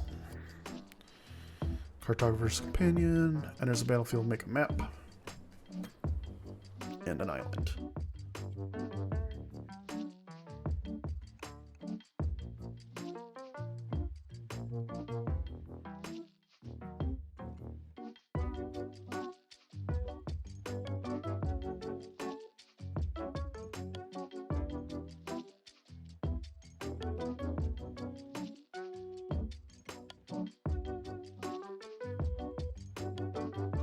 Look at this.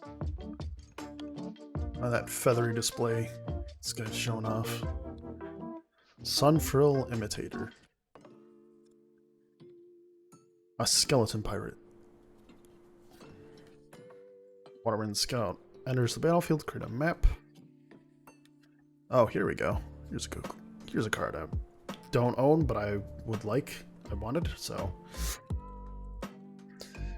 Drawing Rights of Ixalan. When this enters the battlefield, look at the top 4 cards of your library. I may reveal a creature card from among them and put it into my hand. Put the rest on the battlefield. Put the rest on the bottom of my library. And then at the beginning of my end step, if I control 4 or more creatures, transform this. This transforms into Ixalan, Cradle of the Sun. Taps for green, and then it taps for green for each creature I control. This is a callback to a card called Gaia's Cradle. Very powerful card. Being able to just a single land produce a bunch of mana is very good. Let's see. It's Seek. Oh, this guy. This little guy. It's Keenth, I think. And then I'm assuming that's Gishath in this art. I've already seen that card. Spring Loaded Saw Blades. Flash. Artifact. Enters battlefield, deals 5 damage to target tap creature and opponent controls. And then you can craft with an artifact. For it to become Blade Wheel Chariot. Tap 2, untap artifacts you control. This becomes an artifact creature until end of turn. Or you can crew it for 1, meaning you tap any number of creatures with total power 1 or greater. 1 or more.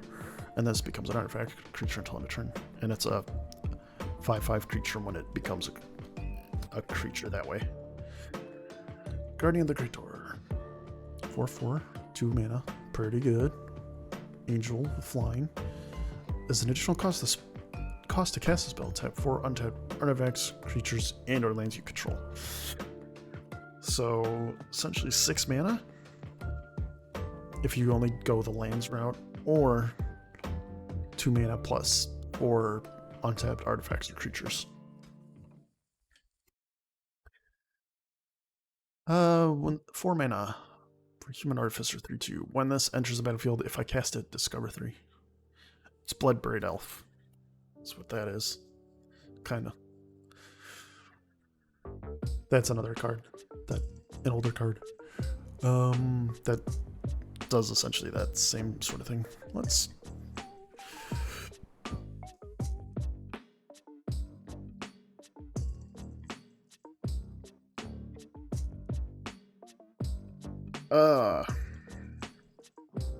Whenever I discover again for the same value. This ability only triggers only once each turn.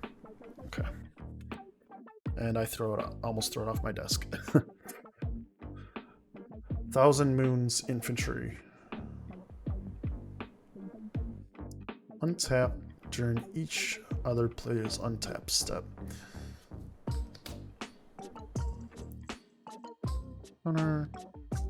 I think that 1,000 Moons Infantry, you could probably get some cool stuff with that going. Hunter's Blowgun. Equipped creature gets +1/+1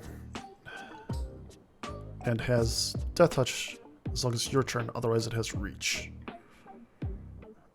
Okay. And it equips for 2. Oltec Cloud Guard. Enters battlefield, create a 1/1 gnome artifact. And then another one of these caves.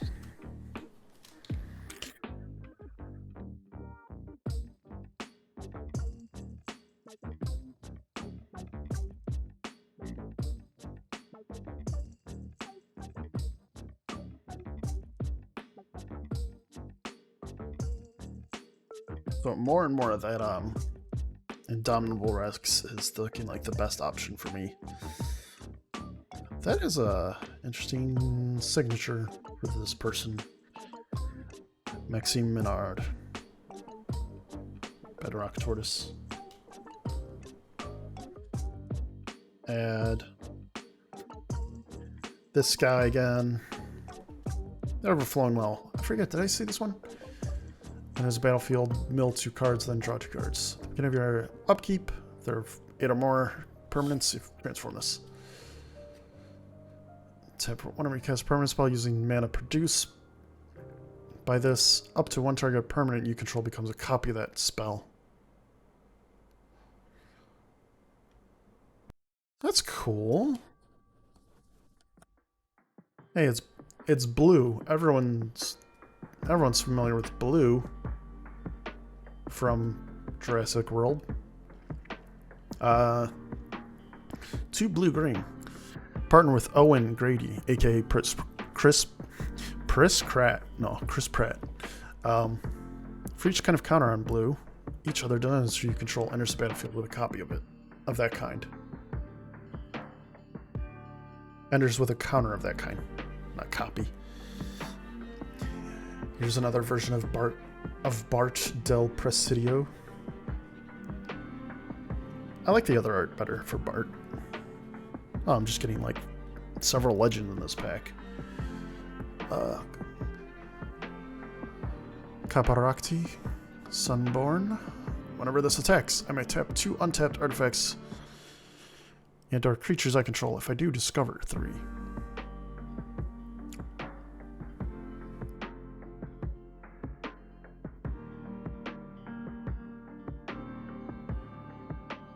Seems like a cool build around.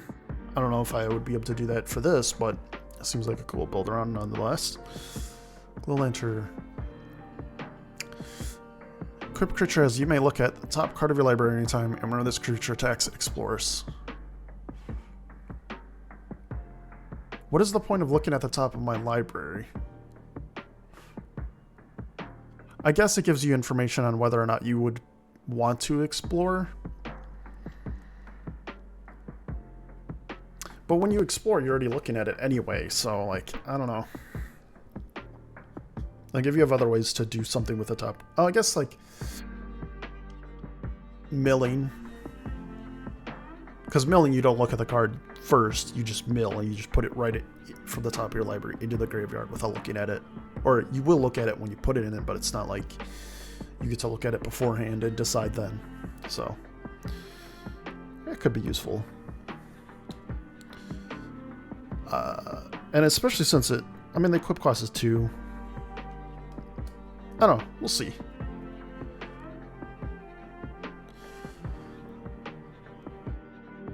Anote, Scout, Sanote. Coty Scavenger. It's a raccoon. There are 4 more cards in your graveyard. 4 more permanent cards. Return target permanent card from my graveyard to my hand. Could always use those.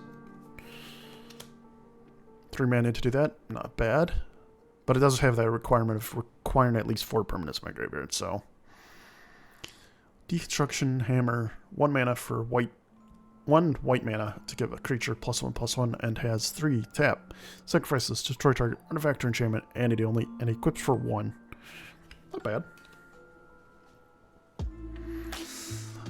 Ancestral Remnants. Reminiscence. Just draw 3 cards and then discard a card. Family Reunion. Creature control get +1/+1 until end of turn. Creatures you control gain hexproof until end of turn. Hexproof means they can't be the target of spells or abilities your opponents control. And then another volcano. Hexproof, very good effect. Very good ability. I am getting tired here. Sleep. Did not get enough sleep last night. Here's Growing Rights of Ixalan. Somewhere in here. Here we go. Same art. Little mushroom guys.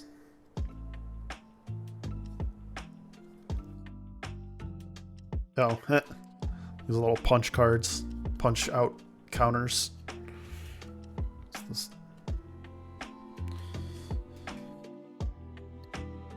Enterprising scallywag. This goblin pirate is a business. Beginning of your answer, if you decide this turn to create a treasure. What are you? Pugnacious Hammer Skull. 3 mana 6/6. Okay. Whenever this attacks while you don't control another dinosaur, I put a stun counter on it.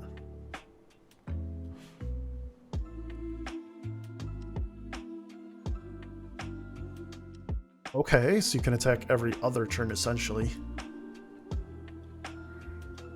This is still pretty good for like. I could see that being seen play in some kind of competitive format. Rampaging Ceratops. I don't see it as being like a great card, but it could be. Council of Echoes. When this enters the battlefield, if there are 4 or more permanent cards in your graveyard, return up to 1 target non-land permanent other than this to its owner's hand.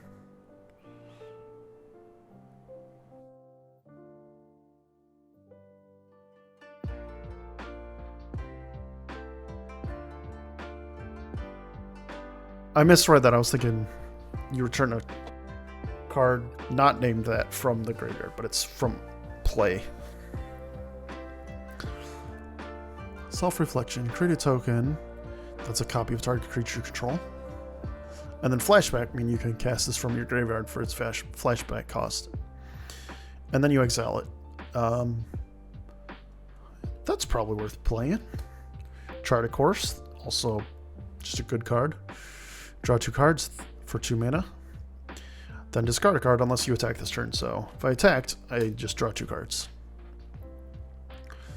Tally's Favor, this card again. Ancestor's Aid, gain first strike, +2/+0, and I create a treasure. Getting a little refund on that combat trick, as it were. Deal 4 damage to target attacking or blocking creature. Rate Ruins. Exile target creature, vehicle, or non-basic land. Scry 1. Sage of Days. When this enters the battlefield, look at the top 3 cards of your library. I may put one of them back on top of my library. Put the rest into the graveyard. Hit a nursery. I may put one back on top of my library and then the rest in the graveyard. So I look at 3 cards, 1 on top, 2 in the graveyard. Okay.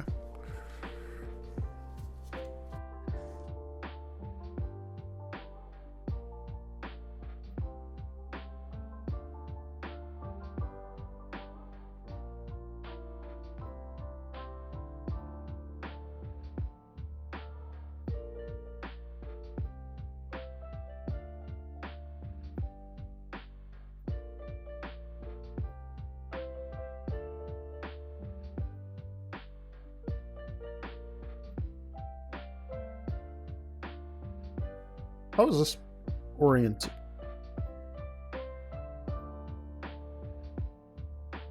What's this?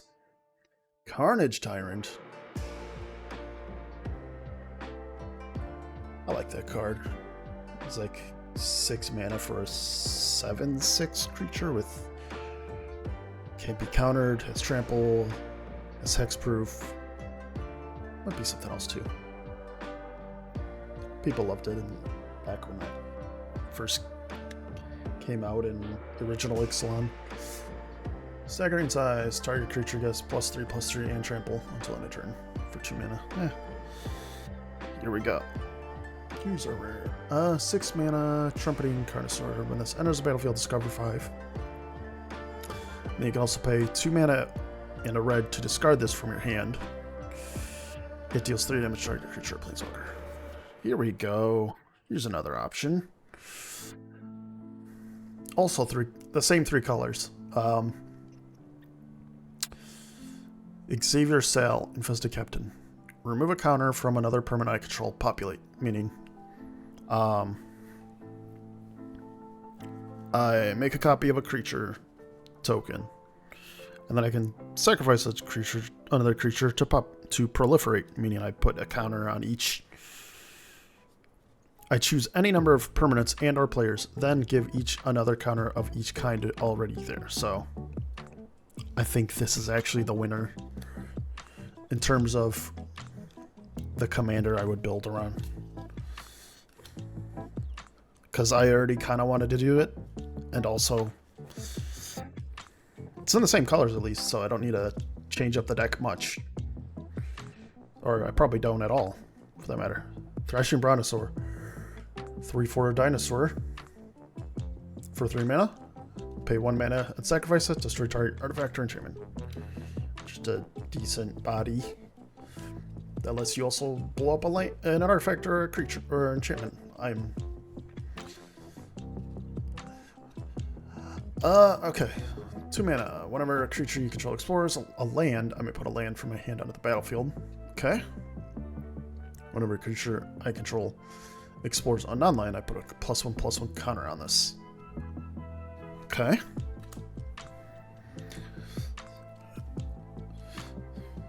This has double strike and explorer. When it enters, glimpse the core. Saw this already. This lets me get a forest to the battlefield from my library, or I can return a cave from my graveyard to the battlefield tapped. Okay. Target creature I control gets +1/+0 until end of turn. It deals damage equal to its power to target creature and opponent controls. People refer to those as bite spells as opposed to fight. Fighting, the creatures deal damage to each other. Bite is one creature deals damage to another. That's just how people refer to these sort of effects. It's not like, I guess it could be technically a terminology that the Wizards of the Coast use, but it's not like official or anything. Attentive Sun Scribe. This edit becomes tapped. Scry 1. Sunshot Militia. Oaken Siren. Oh, that's at the end of the ship. At the front of the ship. I add 1 mana. I add 1 blue mana. Spend this mana only to cast an artifact spell or activate an ability of an artifact source. Got a foil cave.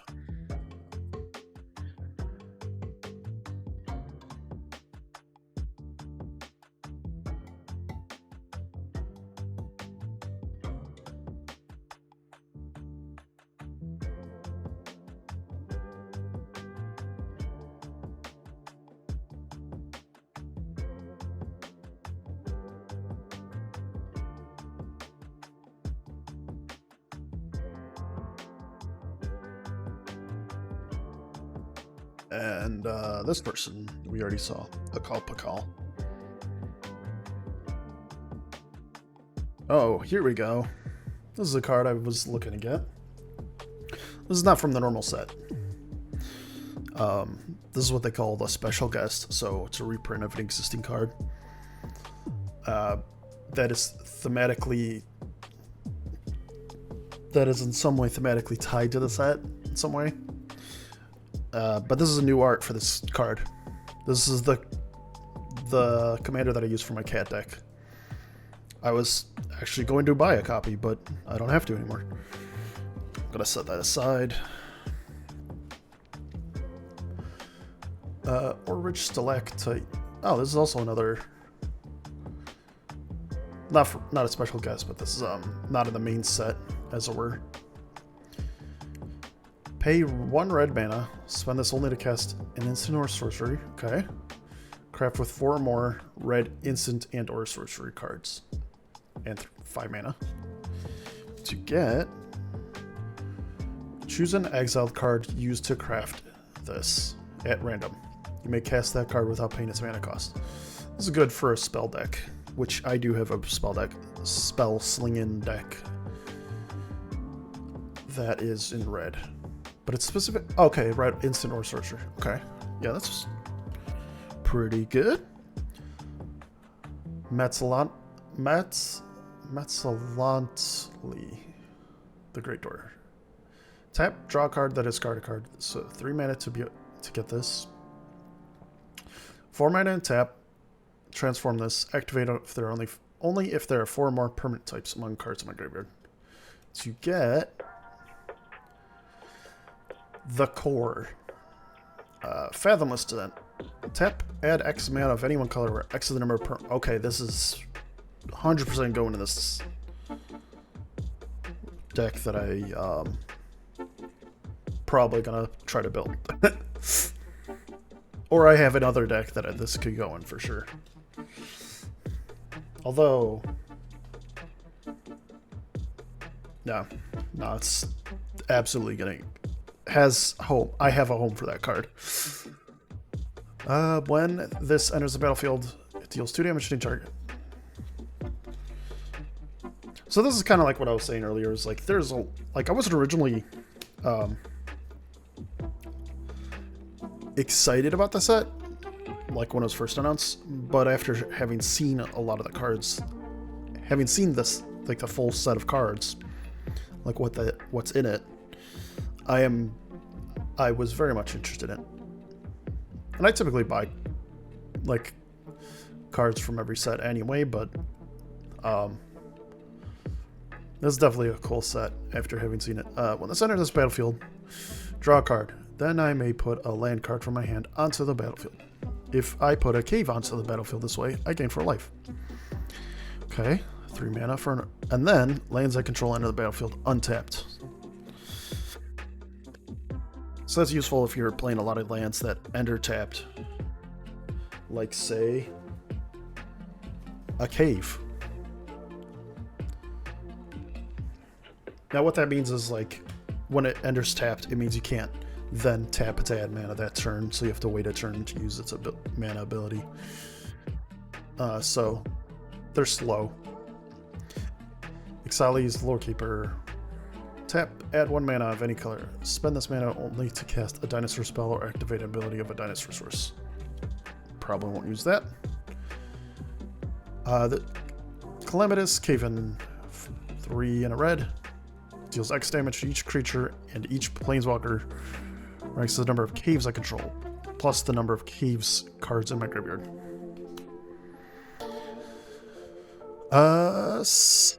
1 and a black. Fanatical Offering. As an additional cost to cast the spell, sacrifice an artifact or creature, draw 2 cards, and create a map. It's another one of those sort of cards, and they're always good.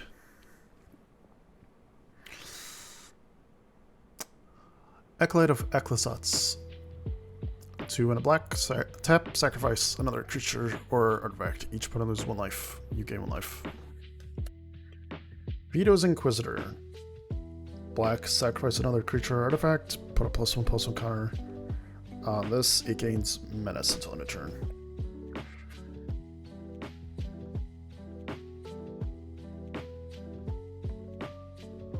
Walk with the Ancestors. Return up to 1 target permanent card from your graveyard to your hand. Discover 4.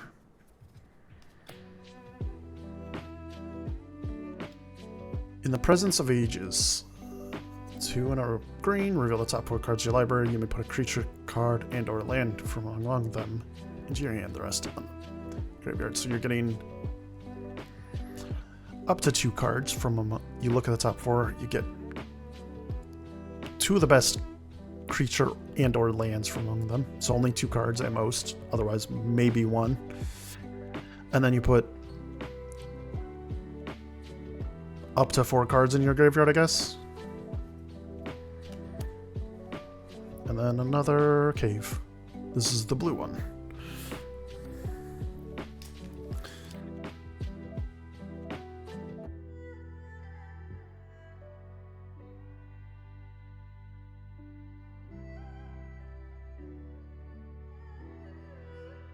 Look at that background for Bartolome del Presidio.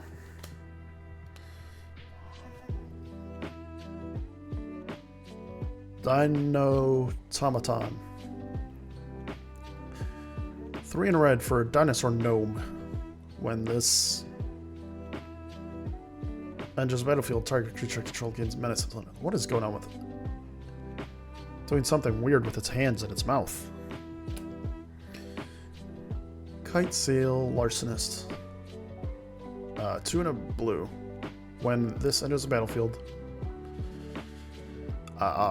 for each player, choose up to 1 target artifact or creature that player controls. For as long as this remains on the battlefield, the chosen permanents become treasure artifacts. With tap, sacrifice this artifact, add 1 mana of any color, and loses all abilities. So you're basically turning up to, however many players there are, turning possibly, like in the case of Commander, I have 4 people playing, so up to 4 different things, turning into treasures. That's pretty good. Flying, ward 1.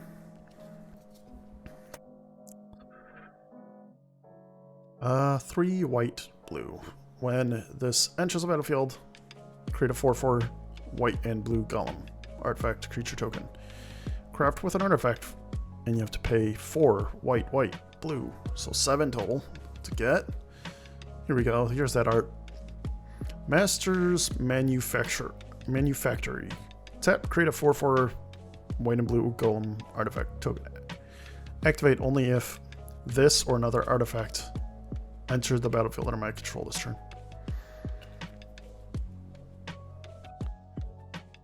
I have a golem deck. I could possibly play this in.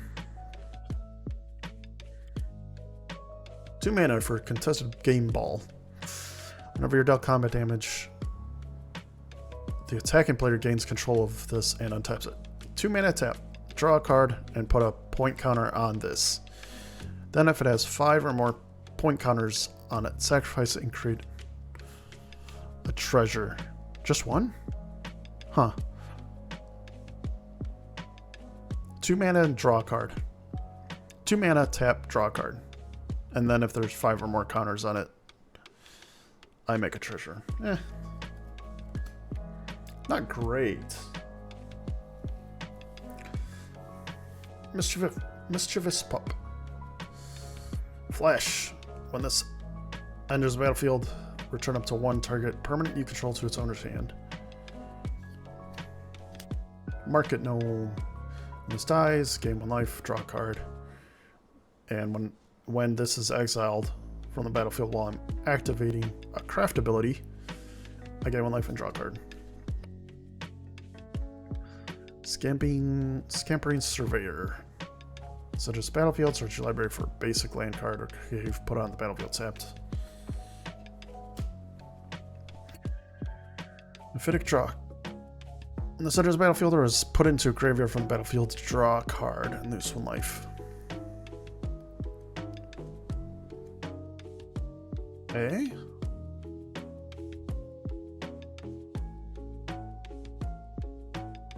It's Ichor Wellspring. This is a card that I'm thinking of. 2 mana to make an artifact that draws a card when it enters the battlefield or goes to the graveyard from the battlefield. So, same thing, except you lose life in this case, and it costs black and 1 instead of just 2 colorless. So, Didact Echo. When this enters the battlefield, draw a card. It has flying. If you have 4 more permanents in your graveyard, that's not great. This just becomes a 4/3 when you have 4 more permanents in my graveyard for only 2 mana. It's not, again, not Nothing exciting there. That thing. Staggering size, and then an island. Got just 4 packs left. And then we'll do a quick build. Deck build, I guess.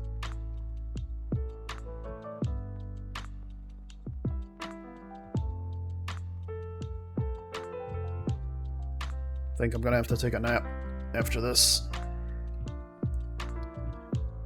Whisper Silk Cloak.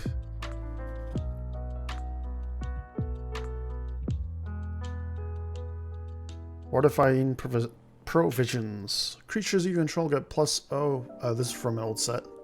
When there's a battlefield, create food. No one cares about food tokens in this set. Hunter's Blowgun. We saw that already. Poetic Ingenuity. Whenever one or more dinosaur you control attack, create that many treasure tokens. And then whenever I cast an artifact spell, create a 3/1 red dinosaur creature token. This ability triggers only once each turn. This requires a mass of dinosaurs. And here is this, alternate for a card I already opened.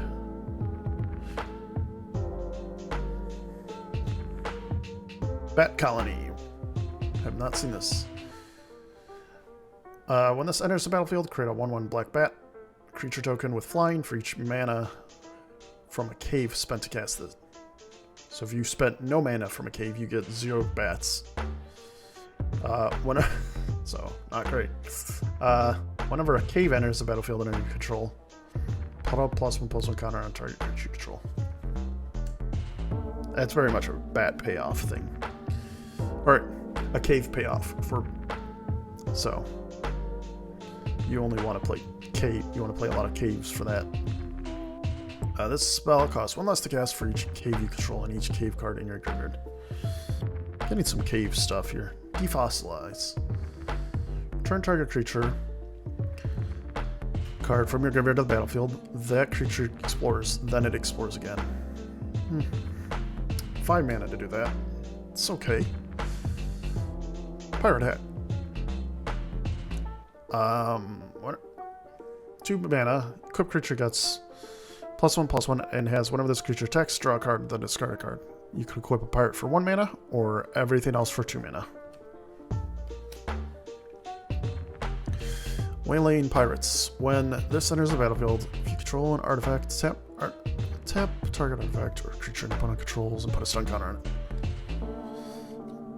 Poison Dart Frog. Look at that little guy. It just makes a mana of any color, and then you can give it Death Touch until end of turn.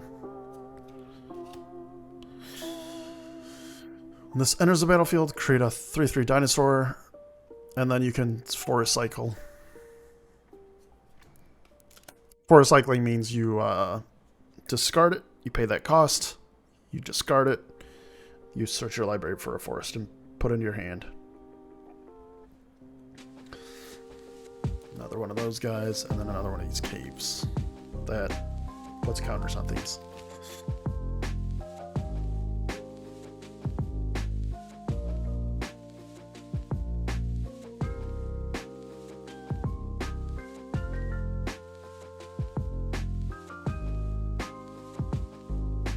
Another map token. Sinuous Benthesaur. When this enters the battlefield, look at the top X cards of your library, where X is the number of caves you control, plus the number of cave cards in your graveyard. Put 2 of those cards in your hand and the rest in the bottle. On the bottom of your library. That requires a lot of caves for it to be worthwhile. Otherwise, it's just not great. Warden of the Sky, Inner Sky. It has 3 or more counters on it. As long as it has 3 or more counters on it, it has Flying and Vigilance. Doesn't matter what kind of counters, just any. Tap 3 untap artifacts and or creatures you control. Put a +1/+1 counter on this and scry 1. So that's how you get your counters. Dowsing Device. I dropped a card.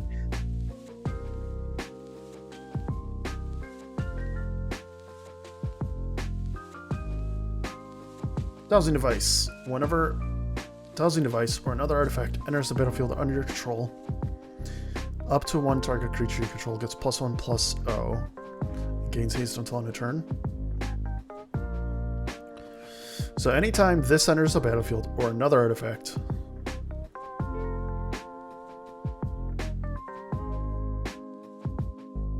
just battlefield up to one target. So if I have like multiple artifacts entering the battlefield, I'm gonna pump multiple things, or the same thing, I guess.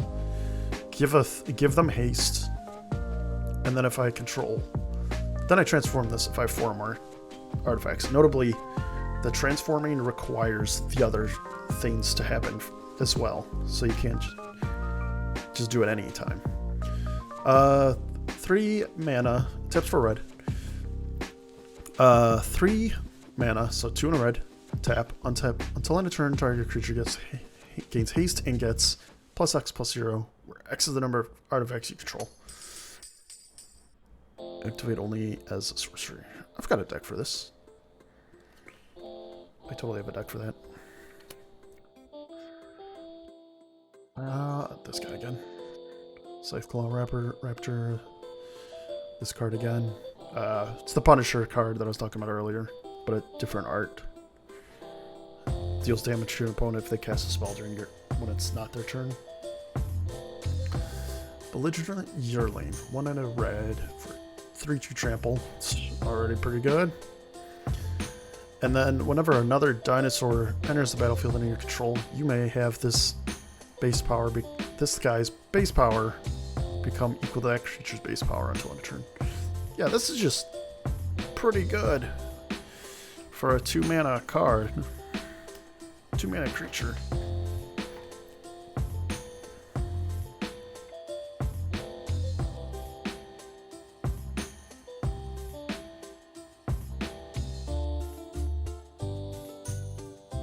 Shipwreck Sentry.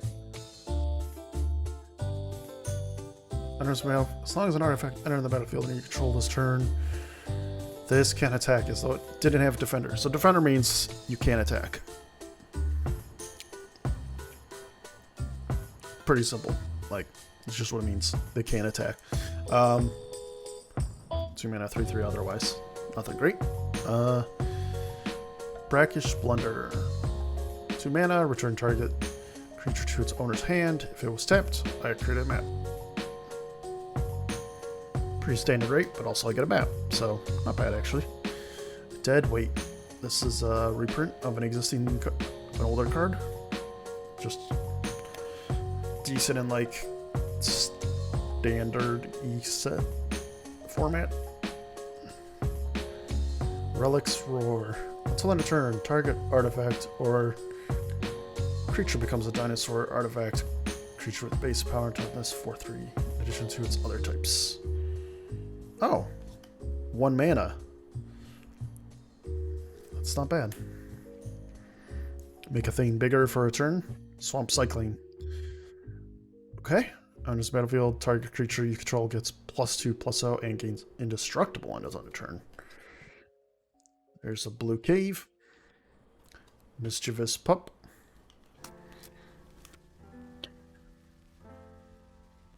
Alright, I don't think there's going to be anything here that will change my commander, like what card I choose for the commander, but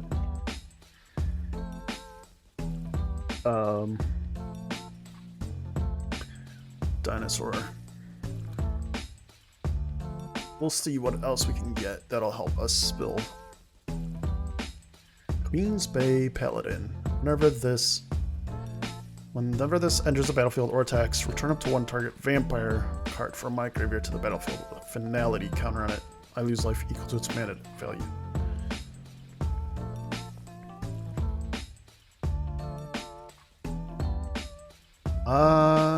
Okay. The night, since it only hits vampires, it's going to be a little tricky if I put this in the stack, but the finality counter, meaning if a creature with a finality counter would die, exile it instead. But a notable little thing with this guy's ability is I can remove that counter, so it'll stay on in play, but I don't need to worry about I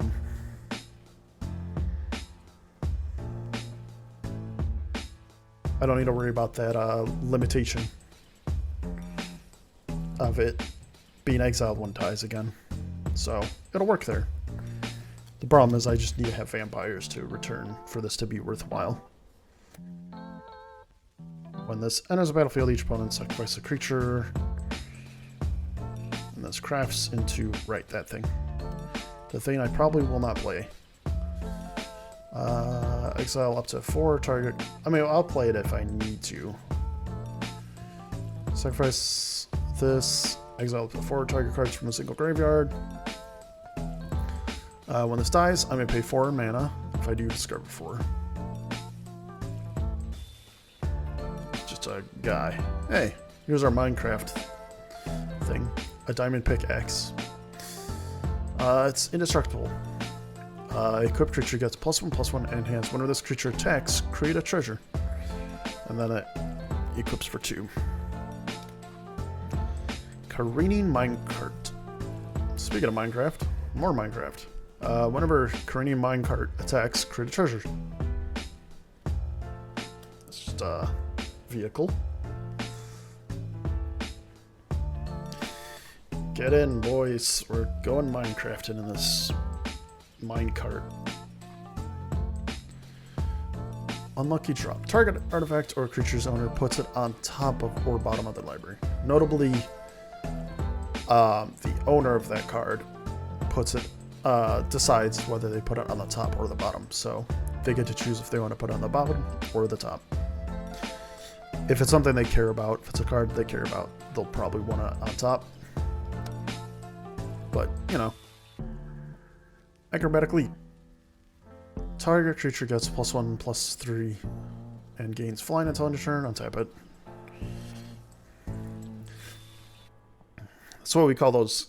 We call those sort of cards as combat tricks. They're just generally not good. Outside of like limited, but you can make them work in some very specific decks. Whenever this attacks or blocks while you control a dinosaur, it gets +1/+1. Okay. Marauding Brinefang. This is just a 6/7 with War 3 and has island cycling. Panicked Altasaur. Tap. Deal 2 damage to each opponent. Cave. And oh, somehow grab those.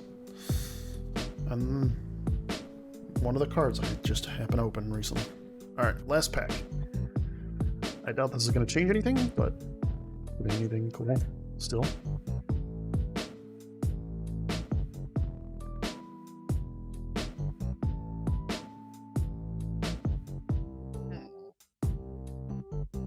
Hey, here we go. It's Saheeli. Saheeli, the Sun's Brilliance.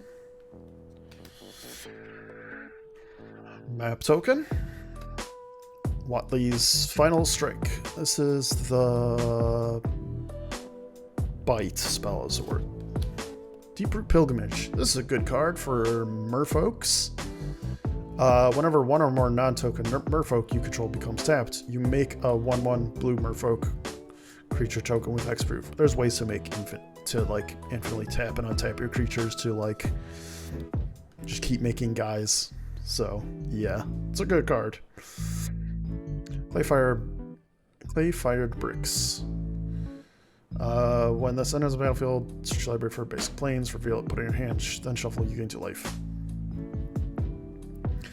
When this enters the battlefield, create 2 gnomes, and then creatures I control get +1/+1. Okay. Okay. Crashing Bronodon. Triumphant Chomp deals 2 damage to target creature equal to 2 or the greatest power among dinosaurs you control, whichever is greater. So you need a big dinosaur to get a lot of value out of that, I guess. Or to deal more damage. It's just reach and trample.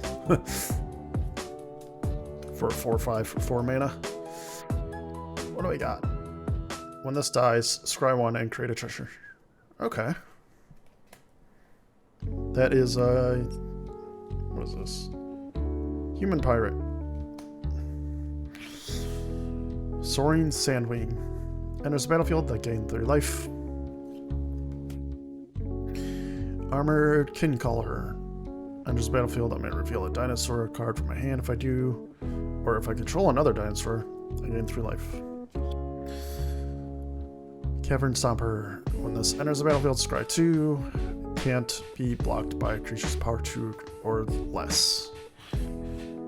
Seismic Monstrosaur. Sacrifice a land. That's unusual. You don't see that a lot these days. Draw a card. And then a forest. Alright. Well, I'm going to do a quick pass. But this is the number 1 so far.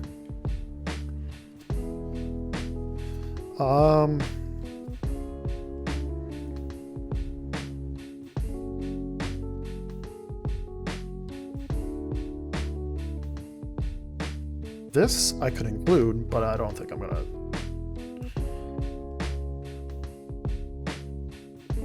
Set this aside for the cat deck that I got.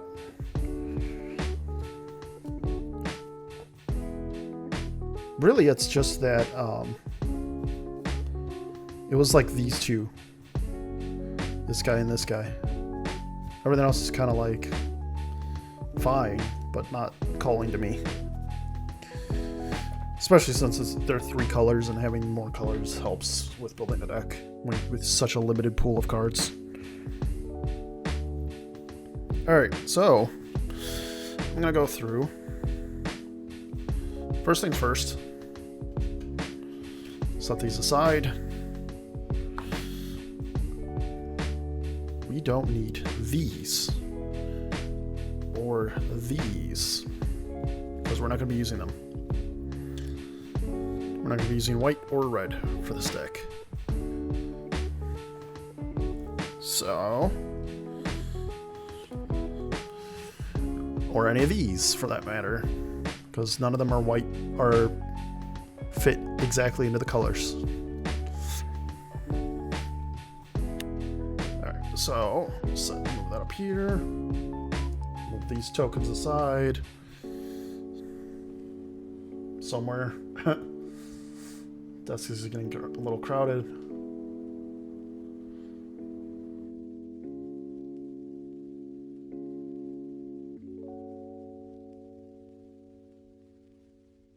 So, I'm gonna pull out the cards that I can run. So these for sure. This will be the commander. This will be the in the deck. Set you aside. You can be in here. Set you aside. You. This can be in. Not this. Nope. Nope. Yep. Nope. Yep. Nope.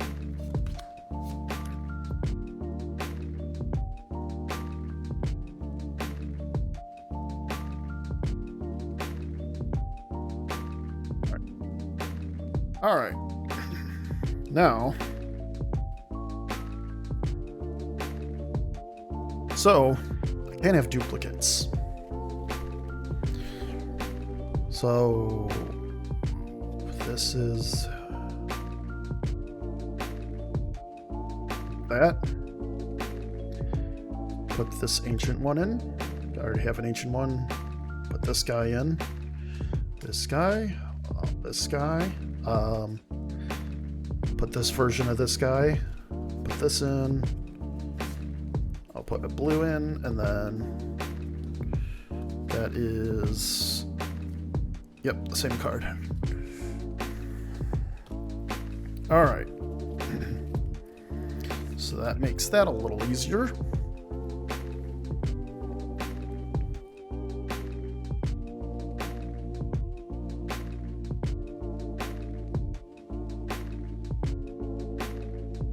Alright, that's 10 cards already. Pretty quick and easy so far. Let's go through the lands. Well, land and colorless. I'll pull out the lands first, how about that? Maybe that.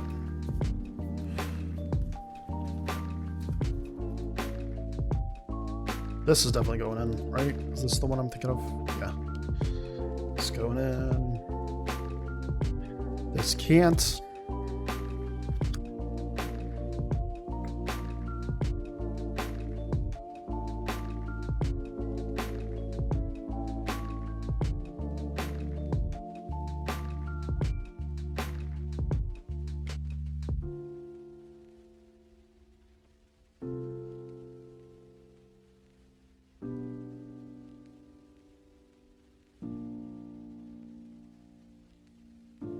This camera's a little tripod and everything's a little awkward for me to look at this stuff.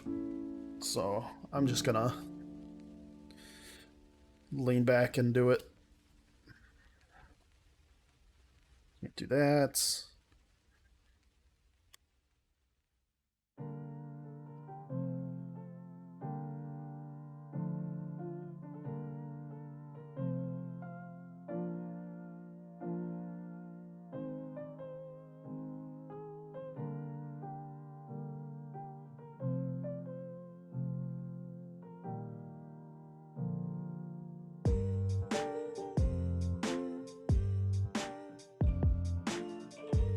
Alright, so I basically pulled out a bunch of stuff that were outside my colors, so I can't have this because it has white and green symbols on them, for example.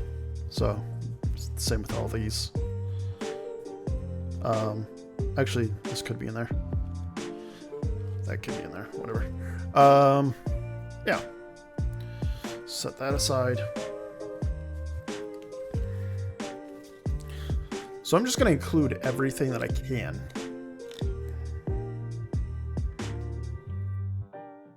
So, I'll have one of these. Have one of these. Actually, let's go with foil stuff. Why not? If I have any foils of that, I'll go with that. You weren't supposed to be here, but neither were you. Alright. Any of these in foil?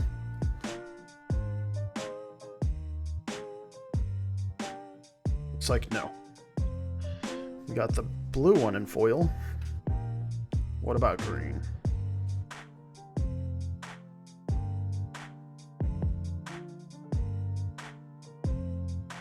Just a normal.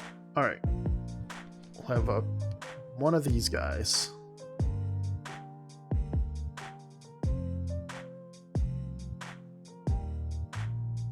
Caverner's Maw.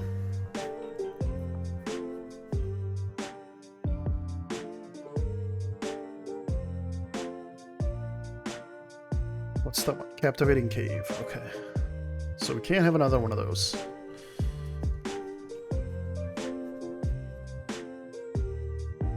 Do that.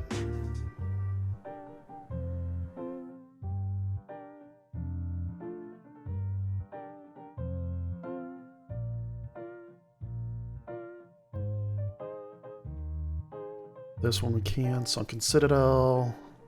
Volatile Fault we can. Oh, what is this? Forgotten Monument. Okay. And then I think these were already duplicates.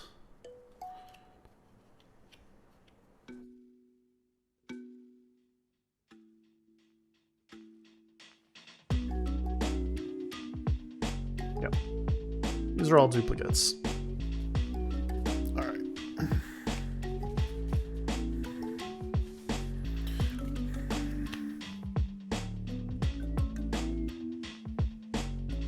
That's another 10 cards. That's 20.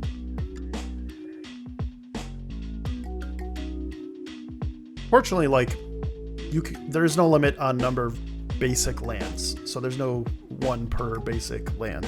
So, gonna put that in for sure. Gonna get that in.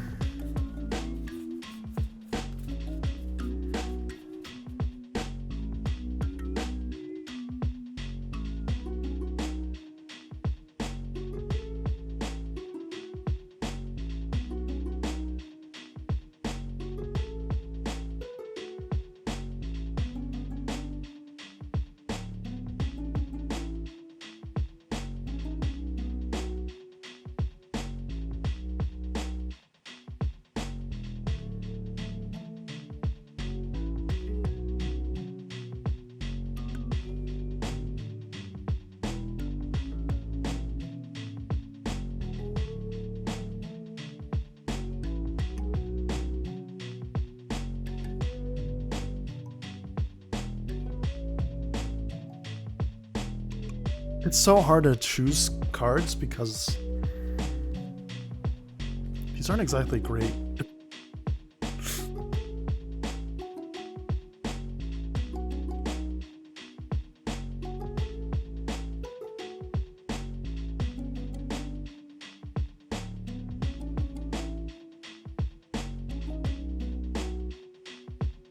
Like, it's really hard to be like, yeah, these will I'll absolutely play because they're not good in this situation, I guess.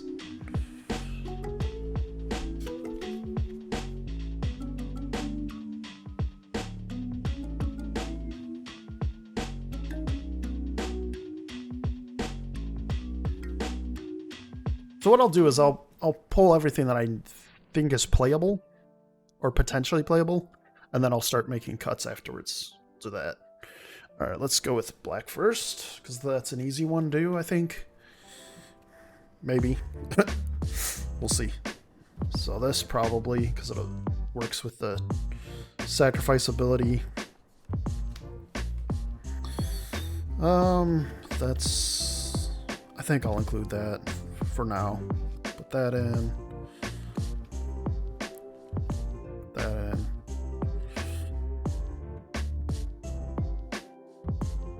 Maybe...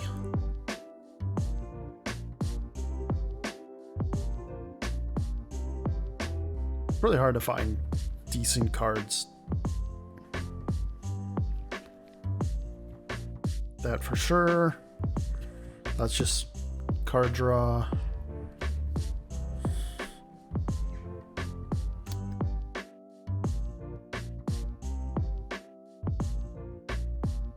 I think I'll put that goblin in.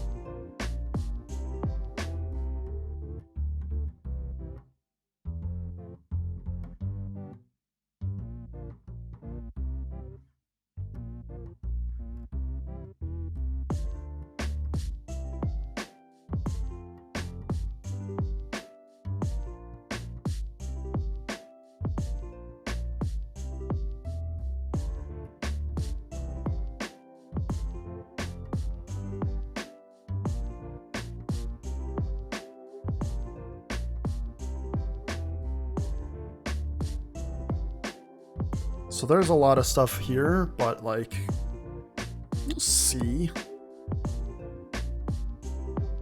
Some of these are just kind of, you know, not fantastic, but they're like, yeah, I'll play them. Because I don't have a ton of great options, but you know.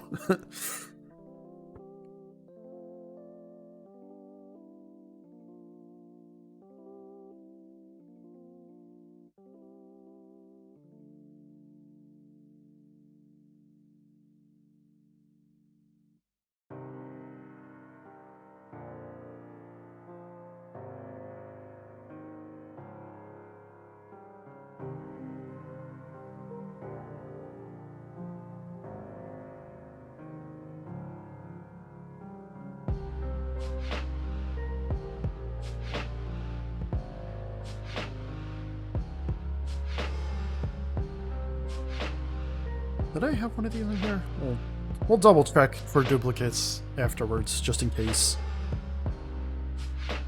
Because, you know, sometimes, yeah, when you're pulling cards out, you're like, did I actually put this in already? Let's go through. Fix this up a little. So essentially what I'm looking for is, when I build a deck like this, commander deck, I like 36, 38 lands, somewhere in that range, somewhere around there. I sometimes go lower, I sometimes go higher.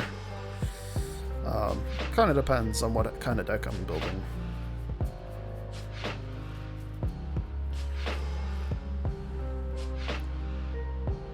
I already have 10 lands, I think, so I'm looking for another. Right? Is that what I got? Yeah, 10 lands. So I'll need another 26 lands. But so we're looking at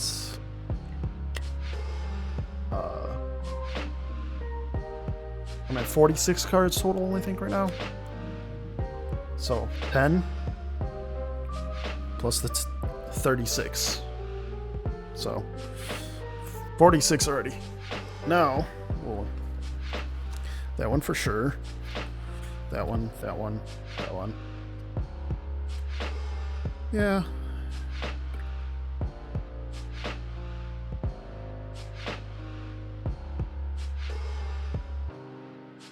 Did I do this one already? Canonized in blood, I swear. Okay, canonized in blood I already did. Deep Cavern Bat, Soul, the last one. Did I do a Soul Coil?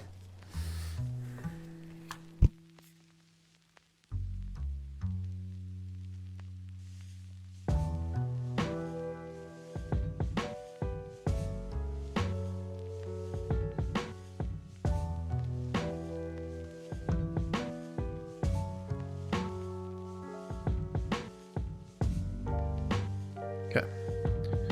So these are all good. We're done with these. For now. We'll see. If I need to add more, we'll go add more. Alright, I think green is the next best. As far as stuff I could use. Or...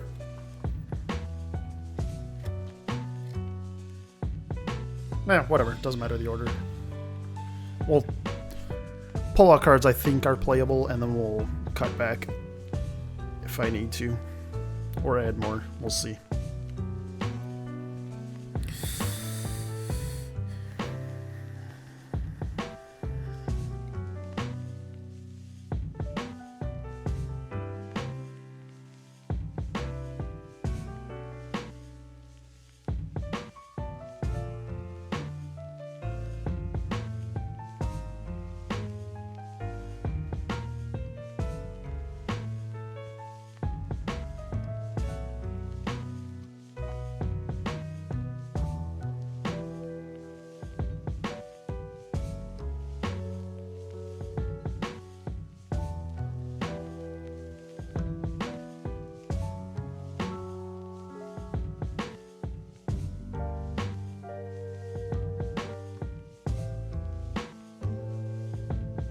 Oh, so the nice thing is with this card, let me show it.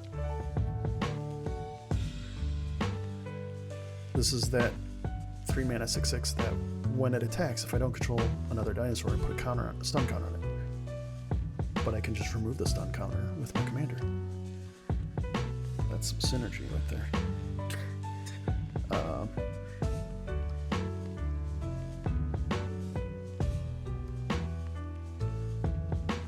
This is, put that guy in.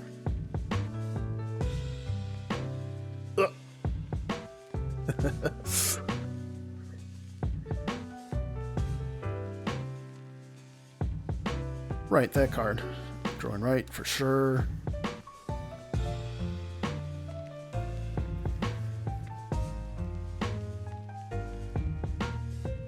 I'm gonna say maybe on this one. I'll put it in the pile in case I need to. Well, again, I could cut as if I need to.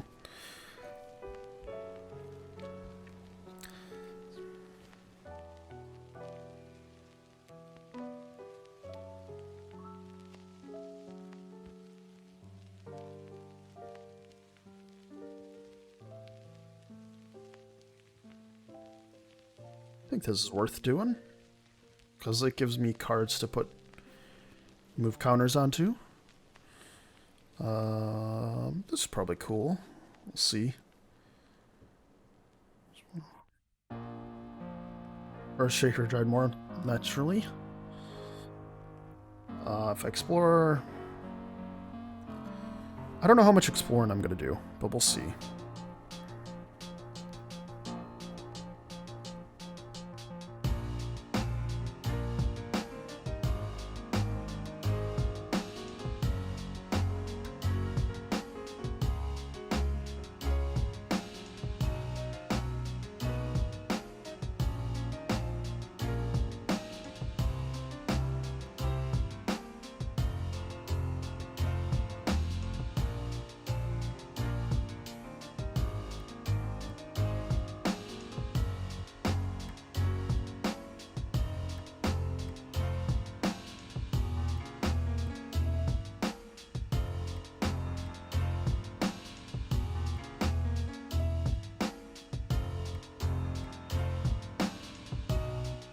Whenever a non-token creature with power 4 or greater enters the battlefield under my control, populate.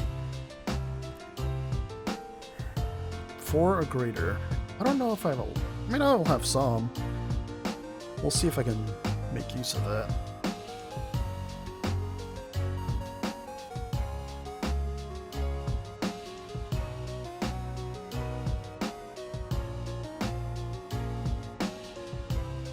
Did I have this in here already?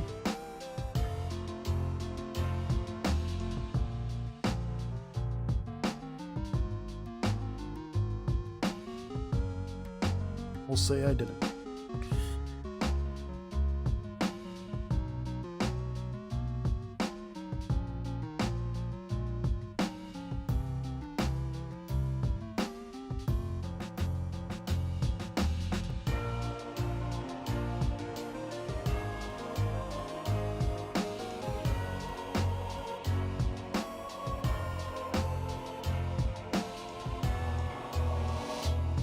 I didn't really... Oh. I totally had 2 of these Earthshaker Dreadnoughts in this art.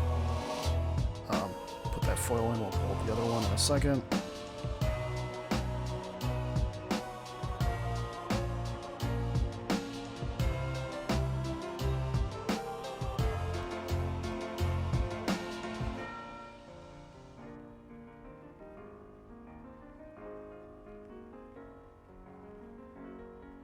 These were the other ones. Yeah. Whoa.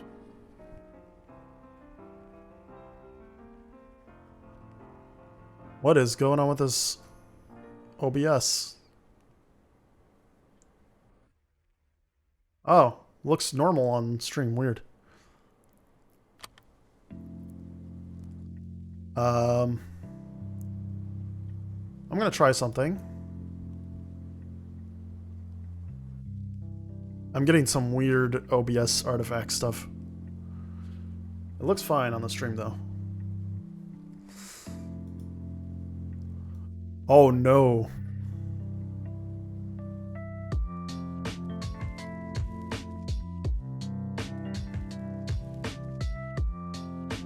Well,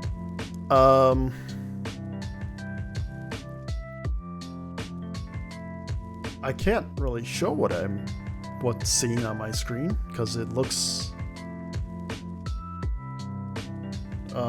because it's not gonna show up on the stream because it's like weird artifacting, and it's only on this. Hopefully it's not my monitor being weird, and it's only on one monitor, so I'm getting like weird repeating like graphics and artifacting, and it's not just OBS. Well, that's weird. I might need to do a restart or something. Anyway, we'll worry about that in a second. I'm not gonna worry about that right now.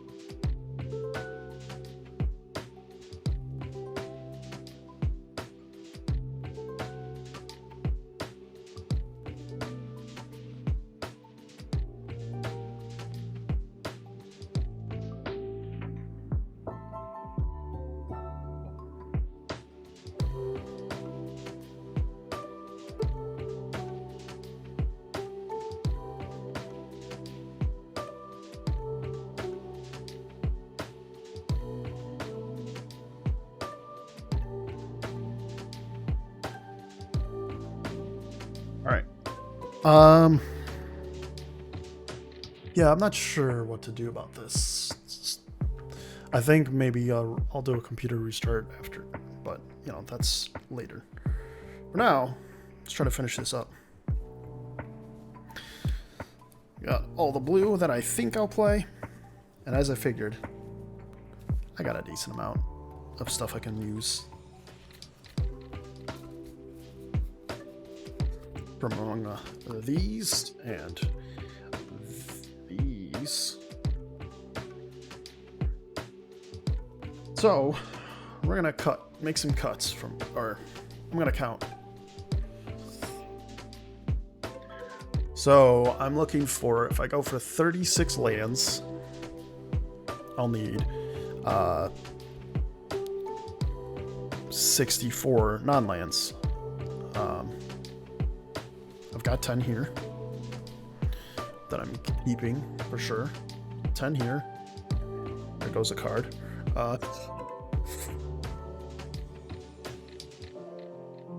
Hold that up. Pick that up really quick. And we will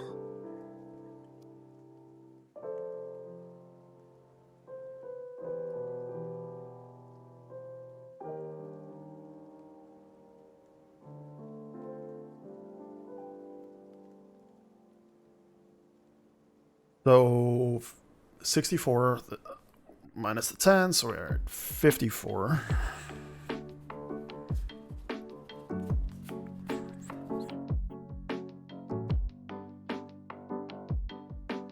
That's 44.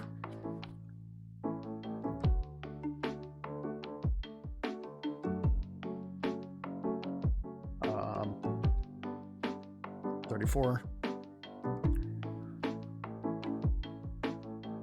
No, let's not count it that way. Let's count it the other way. So 10, 20, 30.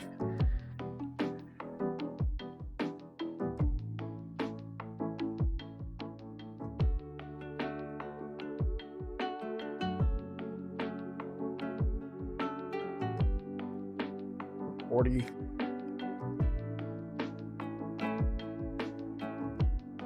$50.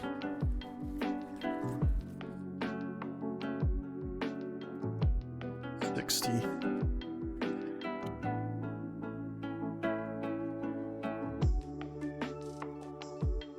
$70. $77. So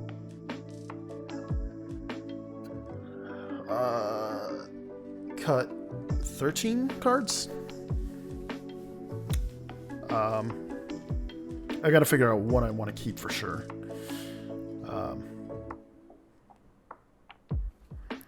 So let's see. Hunter's blowgun, I don't think so. This one.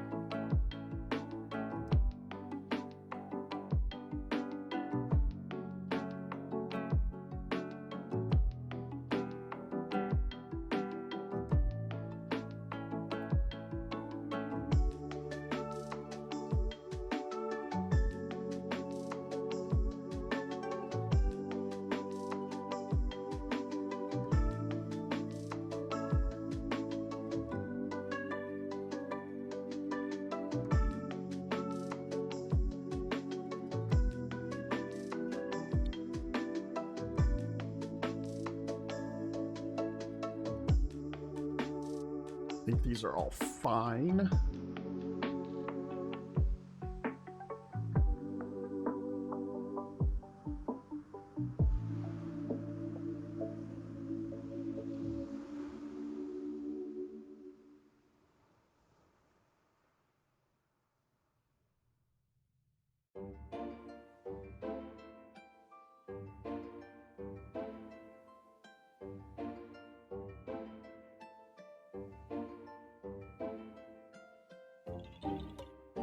These are all fine.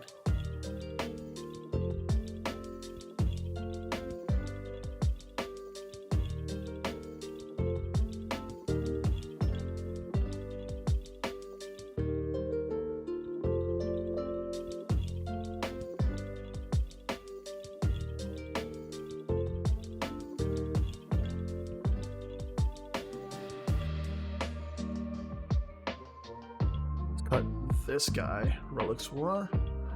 Probably. So that's 12.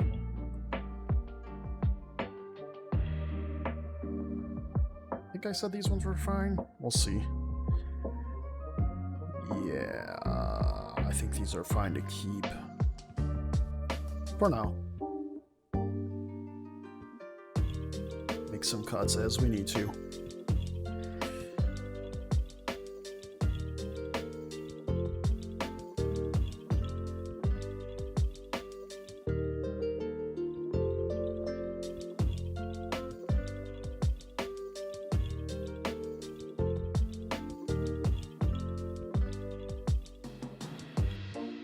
We'll cut this guy.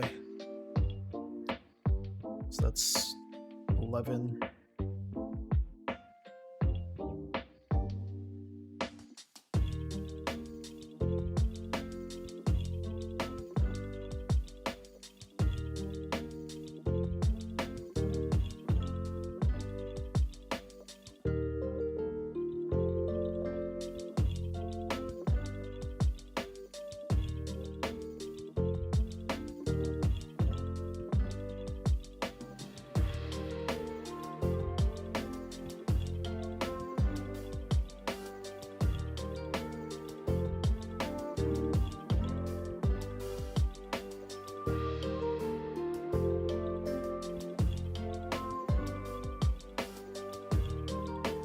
Funny, I didn't think it would be this challenging to find stuff to cut. But you know, it happens.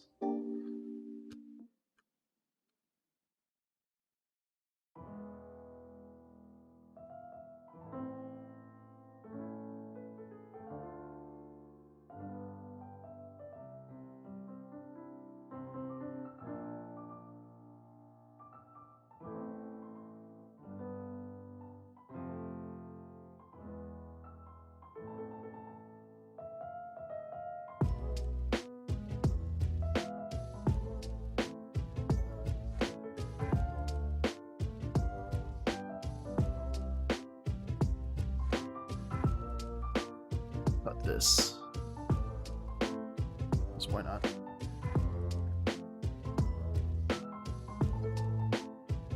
Eight.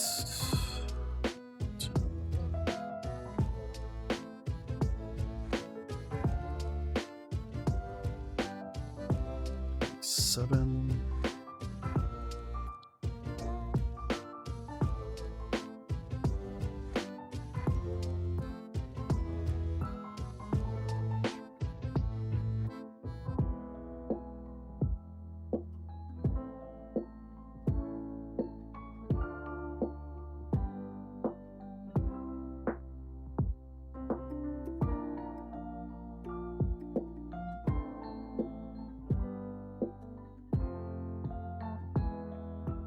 $73 is where I'm at now.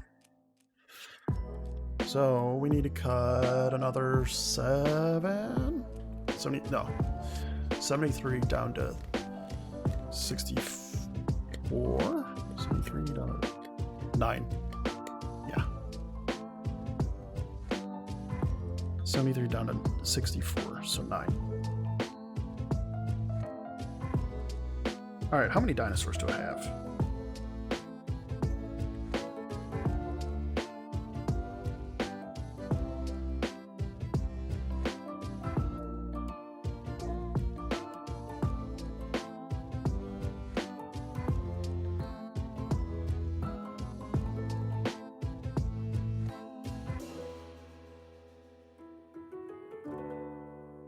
I think all of these are decent for this deck. All the multicolor ones that I found.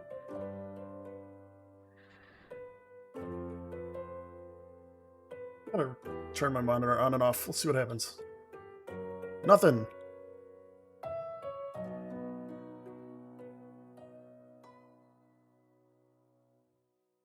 Is my monitor... I hope my monitor's not dying or something weird. That would absolutely suck.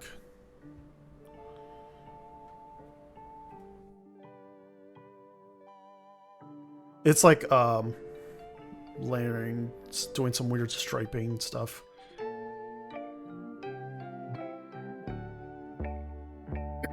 I don't think I did anything with, I didn't bump anything. But, I don't know. We'll see. So we're at 73. We need to get down to 64. I probably don't need that.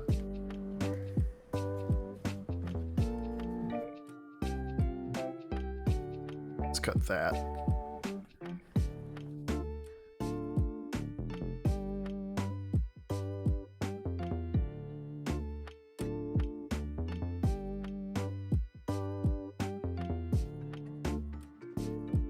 Cut that. So we're down to 70.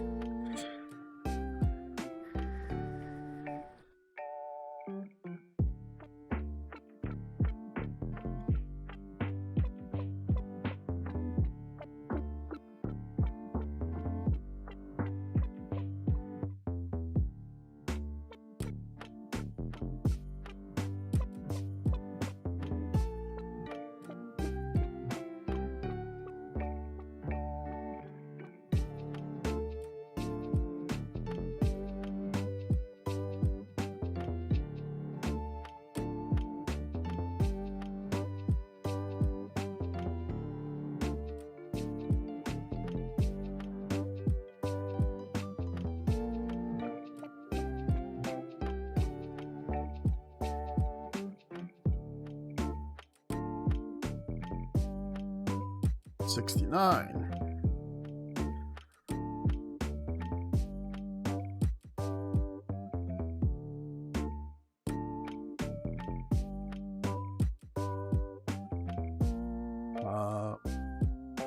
The other one, 68.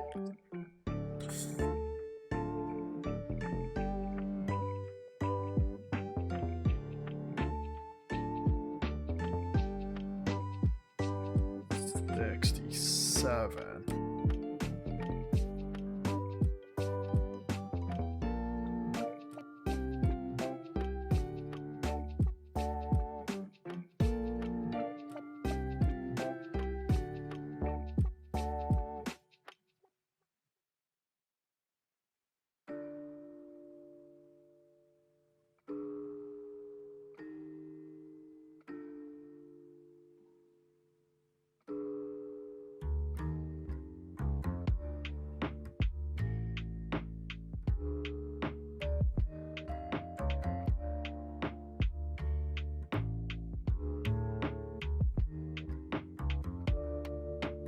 $66.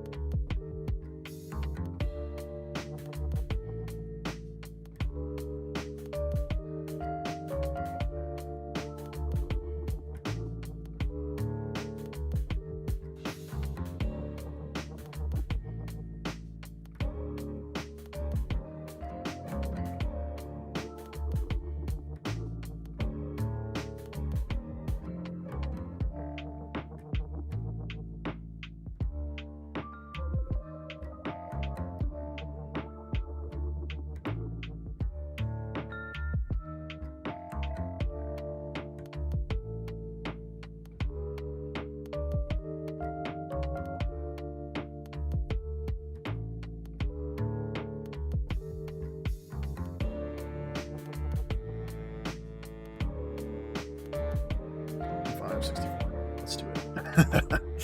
Let's remove those. We don't need them. We'll see how it plays.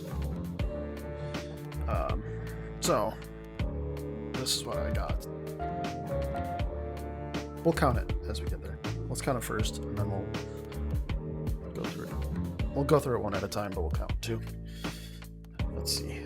So here's the commander. Save your sail.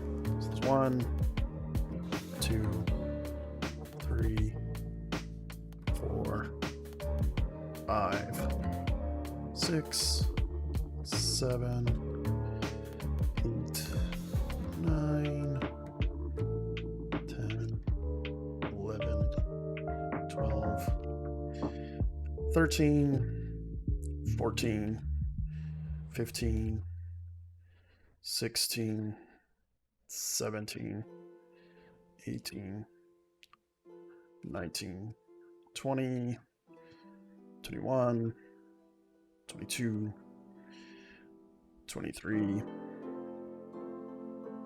24, 25, 26, 27, 28, 29, 30, 31, 32, 33, 34, 35, 36, 37, 38,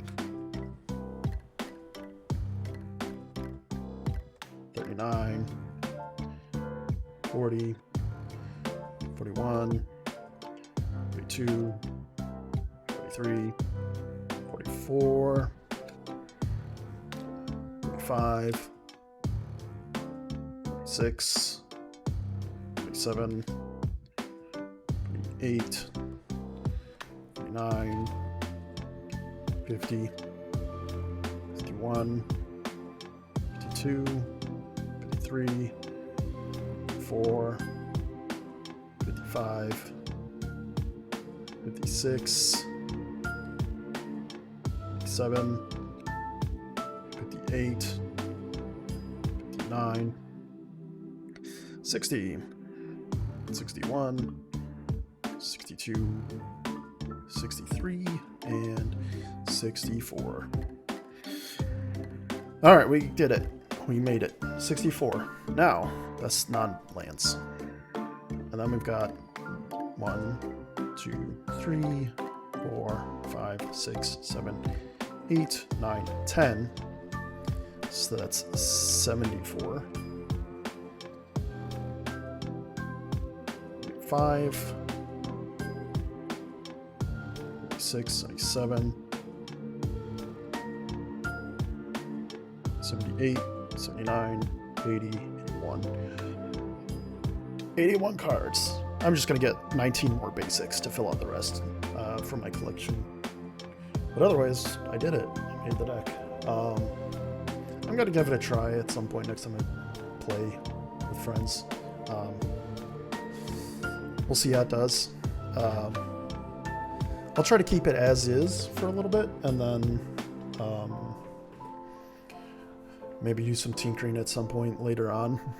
Maybe upgrade it or something. I don't know. But for now, I think that's going to be it for me. I got to figure out what's going on with my screen. I don't know if it's a graphics card issue. Hopefully not. Or a monitor issue. Also hopefully not, because hardware being broken and weird is an annoying thing to have to deal with. But with that, I think I'm done for right now.